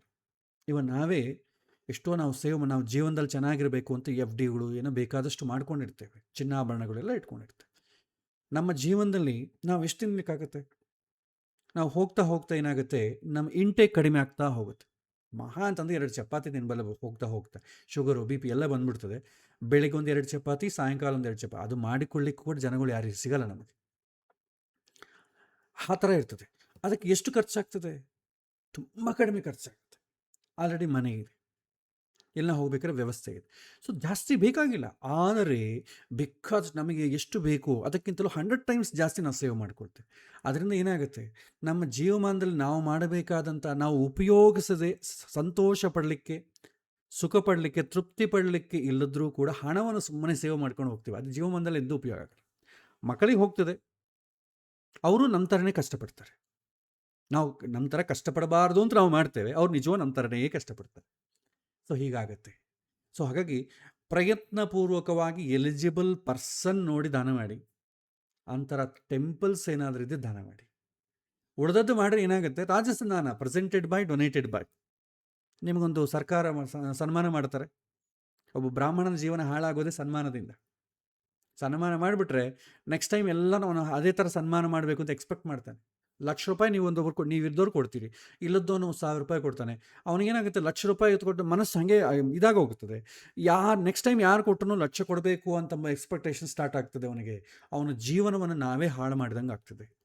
ಹಾಗಾಗಿ ನಾವು ಮಾಡುವಂಥ ಪುಣ್ಯ ಬರಲಿ ಒಳ್ಳೆಯದೇ, ಆದರೆ ಒಬ್ಬರ ಜೀವನ ನಾಶ ಮಾಡಿದಾಗ ಅದು ಪಾಪ ಕೂಡ ಬರ್ತದೆ. ಸೊ ಅಷ್ಟು ಸುಲಭದ ಕೆಲಸ ಅಲ್ಲ ಪುಣ್ಯ ತಂದುಕೊಳ್ಳೋದು. ಇದು ಎಚ್ಚರ ತುಂಬ ಬೇಕಾಗ್ತದೆ. ಮತ್ತು ನಾನು ಯಾರಿಗೆ ಹಾನಿ ಮಾಡೋದಿಲ್ಲ, ಸಾಕಾಗೋದಿಲ್ಲ, ದಾನ ಮಾಡೋದಿಲ್ಲ, ಹಾನಿ ಮಾಡೋದಿಲ್ಲ. ಹಾನಿ ಮಾಡ್ಲಂಗೆ ಇರ್ಲಿಕ್ಕೆ ಸಾಧ್ಯವೇ ಇಲ್ಲ. ಯಾಕೆಂದರೆ ಮಗು ಹುಟ್ಟಿದಾಗ ಯಾರಿಗೂ ನೋವು ಕೊಳ್ಳಂಗೆ ಇರೋಕ್ಕೆ ಹೆಂಗಾಗ್ತದೆ? ಹುಟ್ಟಿದಾಗಲೇ ತಾಯಿಗೆ ನೋವೇ ಆಗೇ ಆಗ್ತದೆ. ಸೊ ಹಾಗಾಗಿ ಕೆಲವಿನ ಋಣಗಳಿರ್ತದೆ. ಸೊ ಹಾಗಾಗಿ ದೇವಋಣ, ಪಿತೃಋಣ, ಮತ್ತು ಸಮಾಜದ ಋಣ, ಋಷಿ ಋಣ ಇಂಥದ್ದೆಲ್ಲ ಇದ್ದೇ ಇರ್ತದೆ. ಅದನ್ನು ಈಡೇರಿಸಬೇಕಾದ್ರೆ ನೀವು ದಾನ ಮಾಡಲೇಬೇಕಾಗ್ತದೆ. ಈಗ ಸಪೋಸು ಋಷಿ ಮುನಿಗಳು ನಮಗೆ ವಿಜ್ಞಾನವನ್ನು ಕೊಟ್ಟಿದ್ದಾರೆ. ನಾನು ಯಾರಿಗೂ ಹಾನಿ ಮಾಡಲ್ರಿ, ನಾನು ಆ ಜ್ಞಾನವನ್ನು ತೊಗೊಂಡು ಸುಮ್ಮನೆ ಇದ್ಬಿಡ್ತೇನೆ, ಯಾರಿಗೂ ಒಂದು ಹೇಳೋದಿಲ್ಲ ಅಂತಂದರೆ ನಾವು ನಮ್ಮ ಮಕ್ಕಳಿಗೆ ಹೇಳಬೇಕು, ಸುತ್ತು ಜನ ಇಲ್ಲಿಗೆ ಹೇಳಬೇಕು. ನಾವು ಕೊಟ್ಟು ಹೋಗಬೇಕು. ನಮಗೆ ಏನು ಭಗವಂತ ಕೊಟ್ಟಿದ್ದಾನೆ ನಮಗೆ ಅದು ಕೊಟ್ಟು ಹೋಗಬೇಕು. ಅದು ಜ್ಞಾನ ಆಗ್ಬೋದು, ಆರೋಗ್ಯ ಆಗ್ಬೋದು, ದೇಹ ಆಗ್ಬೋದು, ಆಹಾರ ಆಗ್ಬೋದು. ನಮಗೆ ಆಹಾರ ಕೊಟ್ಟರೆ ನಾವು ಸಮಾಜಕ್ಕೆ ಆಹಾರ ಕೊಡಬೇಕಾಗ್ತದೆ. ಭಗವಂತ ನಮಗೆ ಹಣ ಕೊಡುವಂಥ ವ್ಯವಸ್ಥೆ ಮಾಡಿದರೆ ನೀವು ಸಮಾಜಕ್ಕೆ ಹಣ ಕೊಡಬೇಕಾಗ್ತದೆ. ಸೊ ದಾನ ಮಾಡಲಿಕ್ಕೆ ಇರ್ಲಿಕ್ಕೆ ಸಾಧ್ಯವೇ ಇಲ್ಲ. ನಾನು ಯಾರಿಗೂ ಹಾನಿ ಮಾಡೋದಿಲ್ಲ ಅಂದರೆ ಇದು ಕಾನ್ಸೆಪ್ಟೇ ವರ್ಕೌಟ್ ಆಗಲ್ಲ. ಅವ್ರಿಗೆ ಉದ್ದೇಶ ಏನು ಬೇರೆ ಇರ್ಬೋದು ಅನ್ಸುತ್ತೆ. ಈ ಪ್ರಶ್ನೆ ಉದ್ದೇಶ ನಾನು ಯಾರಿಗೂ ತೊಂದರೆ ಕೊಡೋದಿಲ್ಲ, ನಾನು ದಾನ ಯಾಕೆ ಮಾಡಬೇಕು? ಸೊ ಇದು ಪ್ಯೂರ್ಲಿ ಕಾಂಟ್ರಡಿಕ್ಟರಿ ಆಗಿರೋಂಥದ್ದು. ಸೊ ದಾನ ಅಂತ ಅಂಬೋದು ಮಳ್ಳಿ ಮಾಡಬೇಕು. ನಿಮಗೆ ದಾನ ಅಂದರೆ ಹಣ ಒಂದೇ ಅಂದ್ಕೋಬೇಡಿ, ನಿಮ್ಮ ಕಾಂಟ್ರಿಬ್ಯೂಷನ್ ಸಮಾಜಕ್ಕೆ ಬೇಕು. ಅದು ಹಣದಿಂದ ಮಾಡಿ, ವಿಜ್ಞಾನದಿಂದ ಮಾಡಿ, ಮಾತಿನಿಂದ ಮಾಡಿ, ದೈಹಿಕವಾಗಿ ಮಾಡಿ, ಯಾವುದೇ ಮಾಡಿ ದಾನ ಮಾಡಬೇಕು. ದಾನ ಅಂತಂದರೆ ಹಣ ಒಂದೇ ಅಂತ ಯಾವತ್ತಿಗೂ ತಲೆಯಲ್ಲಿ ಇಟ್ಕೋಬೇಡಿ. ಎಲ್ಲ ಥರವೂ ದಾನವೇ ಆಗ್ತದೆ. ಈಗ ನಮ್ಮಂತ ಹಣ ಇದೆ, ನಾವೆಲ್ಲ ಕೆಲಸಗಳನ್ನ ಬಿಟ್ಟು ಹಣ ಒಂದು ಸಂಪಾದನೆ ಮಾಡ್ತಾ ಇರೋದ್ರಿಂದ ನಮಗೆ ದಾನ ಅಂದರೆ ಹಣ ಒಂದೇ ಬರುತ್ತೆ. ಹಿಂದಿನ ಕಾಲದಲ್ಲಿ ಯಾರು ಹಣ ದಾನ ಮಾಡ್ತಿದ್ದಿಲ್ಲ. ಒಬ್ಬ ಬ್ರಾಹ್ಮಣ ದಾನ ಮಾಡ್ಬೇಕಾದ್ರೆ ಅಕ್ಕಿ ಕೊಡ್ತಿದ್ರು, ಬೇಳೆ ಕೊಡ್ತಿದ್ರು, ಬೆಲ್ಲ ಕೊಡ್ತಿದ್ರು, ಅದು ದಾನ ಮಾಡ್ತಿದ್ರು. ಹಣ ಯಾರು ಕೊಡ್ತಿದ್ರು? ತುಂಬ ಶ್ರೀಮಂತರು ಕೊಡ್ತಿದ್ರು. ಸಾಮಾನ್ಯ ಜನ ಯಾರು ಕೊಡ್ತಿದ್ರು? ಯಾರೂ ಕೊಡ್ತಿದ್ದಿಲ್ಲ. ಅಕ್ಕಿ, ಬೇಳೆ, ಹಣ್ಣು, ಹಂಪಲಗಳೇ ಕೊಡ್ತಿದ್ರು. ಅಲ್ಲಿ ಏನಿಲ್ಲವೇ, ಅವ್ರ ಮನೆಯಲ್ಲಿ ಏನು ಬೆಳೀತಿದೋ ತಂದು ಕೊಡ್ತಿದ್ರು, ಅಥವಾ ಅವರಿಗೋಸ್ಕರ ಅವ್ರು ಏನು ತಂದುಕೊಳ್ತಿದ್ರು ಅದ್ರಲ್ಲಿ ಸ್ವಲ್ಪ ಪಾಲು ಫಸ್ಟ್ ಬ್ರಾಹ್ಮಣನಿಗೆ ಕೊಟ್ಟು ಮಾಡ್ತಿದ್ರು. ಹಣ ಅಂತ ಇಲ್ಲಿ ಹೇಳಲಿಲ್ಲ. ಅದು ಈ ಕಾಲದಲ್ಲಿ ಎಲ್ಲವೂ ಹಣದಿಂದ ಲಿಂಕ್ ಆಗಿರೋದ್ರಿಂದ, ಹಣವೇ ಆಗಿರೋದ್ರಿಂದ ಈ ಪ್ರಶ್ನೆ ಬಂದಿದೆ. ದಾನ ಮಾಡಬೇಕು ಅಂದರೆ ಫಸ್ಟ್ ಹಣವೇ ರೋಲ್ ಪ್ಲೇ ಆಗ್ತದೆ. ಇದು ಈ ಜೀವನದ ನಮ್ಮ ಈ ಸಮಾಜದಾದಂಥ ದುರಂತ. ನನಗೆ ಆದಾಯ ಕಡಿಮೆ, ನಾನು ದಾನ ಮಾಡಬೇಕೇ? ಇದು ಹಣವನ್ನು ಇಟ್ಟುಕೊಂಡಂಥ ಪ್ರಶ್ನೆ. ಹಣ ಒಂದೇ ಅಲ್ಲ, ಬೇರೆ ದಾನ ಮಾಡಿ, ದೈಹಿಕವಾಗಿ ಏನಾದರೂ ಹೆಲ್ಪ್ ಮಾಡಿ. ಸೊ ಹಾಗಾಗಿ ಇದನ್ನೇ ಮಾಡಬೇಕು ಅಂತೇನಿಲ್ಲ. ಈ ಹಣದಿಂದ ದಾನ ಮಾಡಬೇಕಾದ್ರೂ ಕೂಡ ಶಾಸ್ತ್ರ ಏನು ಹೇಳುತ್ತೆ, ನಿನ್ನಲ್ಲಿ ಯಾವ್ದು ಸರ್ಪ್ಲಸ್ ಇದೆಯೋ ಅದನ್ನು ಮಾಡು ಅಂತ ಹೇಳುತ್ತೆ. ನಿಮ್ಮ ಹತ್ರ ₹100 ಇದೆಯೋ, ಪಕ್ಕದ ಇನ್ನೊಬ್ಬನ ಹತ್ರ ₹1 ಕೂಡ ಇಲ್ಲ, ₹100 ₹10 ಅವನಿಗೆ ಕೊಡು ಸಾಕು, ₹90 ನೀ ಇಟ್ಕೊ, ಅದು ಕೂಡ ದಾನವೇ. ಅದಕ್ಕಿಂತ ದೊಡ್ಡ ಆದಾಯ ಬೇಕಾಗಿಲ್ಲ. ದೊಡ್ಡ ಆದಾಯ ಇದ್ದರೆ ಖಂಡಿತವಾಗೂ ಮಾಡಲಿಕ್ಕಾಗಲ್ಲ. ₹100 ಇದ್ದವನು ₹10 ದಾನ ಮಾಡಬಲ್ಲ. 10%. ₹1,00,00,000 ಆದಾಯ ಇದ್ದವನು 10% ದಾನ ಮಾಡಿ ನೋಡೋಣ, ಆಗುತ್ತಾ? 10% ಸದ್ಯ ಆಗೋದೇ ಇಲ್ಲ. ಅವನು ಕೂಡ ₹100 ದಾನ ಮಾಡ್ತಾನೆ. ಏನಾಯಿತು? ಪರ್ಸೆಂಟೇಜ್ ಕಡಿಮೆ ಆಯಿತು. ₹100 ಇದ್ದಾಗ ₹10 ದಾನ ಮಾಡೋದು ಈಸಿ. ₹1,00,00,000 ಇದ್ದಾಗ 10 ಲಕ್ಷ ದಾನ ಮಾಡೋದು ಕಷ್ಟ. 10%, 10 ಲಕ್ಷ ದಾನ ಮಾಡೋಕ್ಕಾಗುತ್ತಾ? ಸಾಧ್ಯವೇ ಇಲ್ಲ. ಆಮೇಲೆ ಮೊದಲು ಕುಟುಂಬ ಅಗತ್ಯಗಳು ಪೂರೈಸಬೇಕೇ ಅಥವಾ ದಾನ ಮಾಡಬೇಕೇ? ಗೃಹಸ್ಥಾಶ್ರಮ ಧರ್ಮದಲ್ಲಿ ಫಸ್ಟು ಕುಟುಂಬದ ಅಗತ್ಯಗಳನ್ನೇ ಪೂರೈಸಬೇಕು. ಕುಟುಂಬದ ಅಗತ್ಯಗಳನ್ನ ಪೂರೈಸಬೇಕು ಅಂತಂದರೆ ಬೇಸಿಕ್ ನೀಡ್ಸ್ ಅಂತ ಹೇಳಬೇಕು. ಆ ಬೇಸಿಕ್ ನೀಡ್ಸ್ ಇಲ್ಲ, ಬಿಯಾಂಡ್ ಬೇಸಿಕ್ ನೀಡ್ಸ್ ಹೇಳಲ್ಲ. ಫಸ್ಟು ಬೇಸಿಕ್ ನೀಡ್ಸನ್ನು ಫಸ್ಟು ಪೂರೈಸಿ, ಆಮೇಲೆ ಅದಕ್ಕೆ ಬೇಸಿಕ್ ನೀಡ್ಸ್ ನಿಮ್ಗೆ ಪೂರೈಸ್ಲಿಕ್ಕೆ ಆಗದೆ ನೀವು ದಾನ ಸ್ವೀಕಾರ ಮಾಡಬಹುದು, eligible. So first basic needs, ಕುಟುಂಬ ಅಗತ್ಯಗಳನ್ನ ಈಡೇರಿಸಿ. ಅಗತ್ಯಗಳು ಅಂದರೆ ಮತ್ತೆ ಟಿ ವಿ, ಬಂಗಲೆ, ನಮಗೊಂದು ಮನೆ ಬೇಕು, ಇದಲ್ಲ. ರೆಂಟೆಡ್ ಮನೆ ಕೂಡ ಮನೆಯೇ. ಸೊ ನೆಸೆಸಿಟಿ ಎಂಬುದು ಬೇಸಿಕ್ ನೆಸೆಸಿಟಿ ಅನ್ನೋದು ತುಂಬ ಇಂಪಾರ್ಟೆಂಟ್. ನಮಗೊಂದು ಕಾರ್ ಬೇಕು, ನಮ್ಮ ಮಗಳು ಕಾರ್ಪೊರೇಟ್ ಸ್ಕೂಲ್ಸ್ ಇರಬೇಕು, ಅವ್ರು ವಿದ್ಯಾವಂತರಾಗಬೇಕು, ಅವ್ರು ಫಾರಿನಿಗೆ ಹೋಗಬೇಕು, ಇದು ಕೂಡ ಅಗತ್ಯಗಳೇ. ಯಾಕಂದರೆ ಅಗತ್ಯಗಳು ನಾವು ಬದಲಾವಣೆ ಮಾಡ್ಕೊಂಡಿದ್ದೆ. ಹಾಗೋದು ಎಲ್ಲರಿಗೂ, ಪ್ರತಿಯೊಬ್ಬನಿಗೆ ಅಗತ್ಯ. ಅಂಬಾನಿ ಕೂಡ ಕೆಲವಿನ ಅಗತ್ಯಗಳಿದೆ, ಎಲಾನ್ ಮಸ್ಕಿಗೂ ಅಗತ್ಯಗಳಿದೆ. ಅದನ್ನು ಕನ್ಸಿಡರ್ ಮಾಡೋಣವೇ? Basic needs. ನಿಮ್ಮ ಜೀವನ ನಡಿಬೇಕಾದ್ರೆ ಮುಖ್ಯವಾಗಿ ಏನು ಬೇಕೋ ಅದನ್ನು ಅಗತ್ಯಗಳು ಅಂತೇಳಿ ಶಾಸ್ತ್ರ ಪ್ರಕಾರ. ಅದಿತ್ತಂದ್ಕೊಳ್ಳಿ, ನೀವು ದಾನ ಮಾಡಿ, ನಿಮ್ಗೆ ಎಷ್ಟಾಗುತ್ತೋ ಅಷ್ಟು. ಇಲ್ಲ, ಅದ್ರಲ್ಲಿ ಬೇಸಿಕ್ ನೀಡ್ಸೇ ಇಲ್ಲ, ನಿಮ್ಮನ್ನು ದಾನ ಮಾಡುವಂತ ಯಾರೂ ಕೇಳಲ್ಲ. ಮಾಡೋ ಅಗತ್ಯ ಕೂಡ ಇಲ್ಲ ಅಂತ ನಾನು ಹೇಳ್ತೀನಿ. ಆಮೇಲೆ ದಾನವನ್ನು ಗುಪ್ತವಾಗಿ ಮಾಡಬೇಕೇ ಅಥವಾ ಬಹಿರಂಗವಾಗಿ ಮಾಡಬೇಕೇ? ಗುಪ್ತವಾಗಿ ಮಾಡಿದರೆ ಸಾತ್ವಿಕ ದಾನ ಆಗ್ತದೆ. ಬಹಿರಂಗವಾಗಿ ಮಾಡಿದರೆ ಪ್ರೆಸೆಂಟೆಡ್ ಬೈ, ಡೊನೇಟೆಡ್ ಬೈ ರಾಜಸ ದಾನ ಆಗ್ತದೆ. ಸೊ ಬಹಿರಂಗವಾಗಿ ಮಾಡೋರು ಗುಪ್ತವಾಗಿ ಮಾಡಲ್ಲ, ಗುಪ್ತವಾಗಿ ಮಾಡೋರು ಬಹಿರಂಗಪಡಿಸೋದಿಲ್ಲ. ಇದು ಅವರ ನೇಚರ್ಲೇ ಹಾಗಿರುತ್ತೆ. ಮಕ್ಕಳಲ್ಲಿ ದಾನ ಸಂಸ್ಕಾರ ಹೇಗೆ ಬೆಳೆಸಬೇಕು? ಒಳ್ಳೆ ಕ್ವಶನ್ ಇದು. ನಾವು ಮಾಡಿದ್ರೆ ಮಕ್ಕಳನ್ನ, ಯಾಕಂದರೆ ಮಕ್ಕಳು ಯಾವಾಗೂ ಹೇಳಿದ್ರೆ ಕಲಿಯಲ್ಲ, ತಂದೆ ತಾಯಿಗಳು ಮಾಡೋದನ್ನು ನೋಡಿದ್ರೆ ಕಲಿತಾರೆ. ತಂದೆ ತಾಯಿಗಳು ನಿತ್ಯದಲ್ಲೂ ಅವ್ರು ಈ ರೀತಿಯಾದಂಥ ಇಂಟೆನ್ಷನ್ ಇಟ್ಟುಕೊಂಡು ಈ ಥರ ಇಷ್ಟು ಪುಣ್ಯ ಸಂಪಾದನೆ ಮಾಡೋದು ಕಷ್ಟ ಅಂತ ಹೇಳಿ ಎಲ್ಲವನ್ನು ಹುಡುಕಿ ಈ ಥರ ಮಾಡಿದರೆ ಮಗ ನೋಡ್ತಾನೆ ಇರ್ತಾನಲ್ಲ. ನೀವು ದಾನ ಮಾಡೋಕ್ಕೆ ಹೋಗೋ ಕಾಲಕ್ಕೆ ಮಗನ ಕರ್ಕೊಂಡು ಹೋಗಿ ಅಷ್ಟೇ ಸಾಕು. ಅವ್ನು ನೋಡಲಿ, ಅವನ ಮನಸ್ಸಿನಲ್ಲಿ ಬೇಕಾದ್ರೆ ಈ ಅಪ್ಪ ಏನಪ್ಪ ಹಿಂಗೆ ದಾನ ಹಾಳು ಮಾಡ್ತಾ ಎಲ್ಲರೂ ಮಾಡ್ತಾ ಇದ್ದಾರೆ ಅಂದ್ಕೊಂಡ್ರೂ ಪರವಾಗಿಲ್ಲ. ಯಾಕೆಂದರೆ ನೀವು ಕಲಿಸ್ಬೇಕು. ಅವನ ಜೀವಯೋಗ್ಯತೆ, ಅವನ ಸಂಸ್ಕಾರ ಅವನು ಮಾಡಬಹುದು, ಮಾಡದೇ ಇರ್ಬೋದು. ಆದರೆ ಮಕ್ಕಳಿಗೆ ಹೇಳಿಕೊಡುವಂಥ ಕರ್ತವ್ಯ ನಮ್ಮದು. ಅವನು ಅದೇ ಥರ ಪಾಲನೆ ಮಾಡಬೇಕು ಅಂತಿಲ್ಲ. ಅವನು ದೊಡ್ಡ ಜಿಬುಣ ಆಗ್ಬೋದು. ನಮ್ಮಪ್ಪ ಅಷ್ಟೇ ಎಲ್ಲ ದುಡ್ಡು ನಾಶ ಮಾಡಿಬಿಟ್ಟಿದ್ದಾನೆ ಅಂತ ಜಿಬುಣಾಗ್ರೇಷನ್ ಆಗ್ಬೋದು. ನಿಮಗೆ ತೊಂದರೆ ಇಲ್ಲ, ಯಾಕೆಂದರೆ ನಿಮ್ಮ ಕರ್ತವ್ಯ ಮಗನಿಗೆ ಹೇಳಿಕೊಟ್ಟಿದ್ದೀರಿ. ನೀವು ಮನೆಗೆ ಮಾಡಿದರೆ ಮಕ್ಕಳು ನೋಡುವಂಥದ್ದು ಮಾಡಿದರೆ ಸಾಕು. ಅವರಿಗೆ ನೀವು ಉಪದೇಶಗಳು ಮಾಡೋದು ಬೇಕಾಗಿಲ್ಲ. ಮಕ್ಕಳು ನೋಡಿದ್ದು ಕಲಿತಾರೆ, ಹೇಳಿದ್ದು ಮಾಡಲ್ಲ. ಸೊ ಹಾಗಾಗಿ ಇದು ಒಂದು ಉತ್ತಮವಾದಂಥ ಪ್ರಶ್ನೆ. ಸೊ ಇದು ನನ್ನನ್ನು ಕೇಳಿದಂಥ ಪ್ರಶ್ನೆಗಳು, ನನಗೆ ವಾಟ್ಸ್ಯಾಪ್ ಮುಖಾಂತರವಾಗಿ ಬಂದಂಥ ಪ್ರಶ್ನೆಗಳು. ಇದು ಪರ್ಸನಲ್ ಆಗಂಥ ಪ್ರಶ್ನೆಗಳು ಬಂತು. ಅದನ್ನು ನಾನು ಸ್ವಲ್ಪ ಎಲ್ಲರಿಗೂ ಅರ್ಥವಾಗುವ ರೀತಿಯಲ್ಲಿ ಸರಳವಾಗಿ ಪ್ರೆಸೆಂಟ್ ಮಾಡುವಂಥ ಸಂದರ್ಭ. ಸೊ ಈ ಥರ ಪ್ರಾಕ್ಟಿಕಲಿ ನಾವು ಮಾಡಿದಾಗ ತಿಳ್ಕೊಳ್ಬೇಕು. ತಿಳ್ಕೊಂಡಾಗ ತುಂಬ ಅನುಕೂಲ ಆಗ್ತದೆ. ಏಕೆಂದರೆ ಯಾವುದೇ ಆಗಲಿ ಮಾಡೋದಕ್ಕಿಂತ ಮುಂಚೆ ತಿಳ್ಕೋಬೇಕು. ತಿಳ್ಕೊಂಡ್ರೆ ಹೇಗೆ ಮಾಡಬೇಕು ಅಂತ ಗೊತ್ತಾಗ್ತದೆ, ಯಾವುದೋ ಔಟ್ಕಮ್ ಏನು ಬರುತ್ತೆ ಅಂತ ಗೊತ್ತಾಗ್ತದೆ. ಏನೂ ಗೊತ್ತಿಲ್ಲದೆ ಸುಮ್ಮನೆ ದಾನ ಮಾಡ್ಕೊತ ಹೋದರೆ, ಸುಮ್ಮನೆ ನಮಗೇನೋ ಪುಣ್ಯ ಬರುತ್ತೆ ಅಂತ ಅವ್ರು ಹೇಳಿದ್ದಾರೆ ಅಂತ ಸುಮ್ಮನೆ ಆಗಿಬಿಡ್ತೇವೆ. ಅದು ಮುಂದಿನ ಜನ್ಮಕ್ಕೆ ನಿಜವಾಗೂ ಪುಣ್ಯ ಬರುತ್ತಾ ಕನ್ಫರ್ಮ್ ಮಾಡ್ಕೊಳ್ಳೋದು ಹೇಗೆ? ನಾವು ಯಾವುದನ್ನು ಒಂದು ಅಮೆಜಾನಲ್ಲಿ ಒಂದು ಬುಕ್ ಮಾಡಿದ್ರೇ ಟ್ರ್ಯಾಕಿಂಗ್ ಮಾಡ್ತೇವೆ. ಆ ಬುಕ್ ಆಗಿದೆಯಾ, ಸ್ಟೇಟಸ್ ಏನು, ಹೊರಟಿದೆಯಾ ಇಲ್ವಾ, ಡೆಲಿವರಿ ಯಾವಾಗ ಮಾಡ್ತಾರೆ, ಇಷ್ಟೆಲ್ಲ ಟ್ರ್ಯಾಕಿಂಗ್ ಇನ್ಫಾರ್ಮೇಷನ್ ಕೊಡ್ತಾರೆ. ಆದರೆ ನಾವು ಯಾರಿಗಾನೋ ಒಬ್ರಿಗೆ ಪುಣ್ಯ ಮಾಡಿದಾಗ ಟ್ರ್ಯಾಕಿಂಗ್ ಬೇಡವಾ? ಟ್ರ್ಯಾಕಿಂಗ್ ಬೇಡ, ಅಸಲು ತಿಳ್ಕೊಳ್ಳೋದು ಬೇಡವಾ? ನಮಗೆ ಈ ಶಾಸ್ತ್ರದಲ್ಲಿ ಬೇಕಾದಷ್ಟು ವಿಚಾರಗಳಿದೆ, ಇದ್ರ ಬಗ್ಗೆ ಇಲ್ಲ ಅಂತ ಏನಿಲ್ಲ, ಇದೆ. ಅದರ ಬಗ್ಗೆ ತಿಳ್ಕೊಳ್ಳೋವಂಥ ಪ್ರಯತ್ನ ಮಾಡಬೇಕಷ್ಟೆ. ಓಕೆ. ಸೊ ಇನ್ನು ಹೆಚ್ಚು ಸಮಯ ತಗೊಳ್ಳೋದಿಲ್ಲ, ಈಗ ಸಮಯ ಜಾಸ್ತಿ ಆಗಿದೆ. ಇವತ್ತಿನ ಪಾಠ ಇಲ್ಲಿಗೆ ನಾವು ಮುಕ್ತಾಯ ಮಾಡೋಣ. ಮತ್ತೆ ಮುಂದಿನ ವಾರ ಮತ್ತಷ್ಟು ವಿಚಾರಗಳನ್ನು ತಿಳ್ಕೊಳ್ಳೋಣ. ಶ್ರೀಕೃಷ್ಣ ಅರ್ಪಣಮಸ್ತು.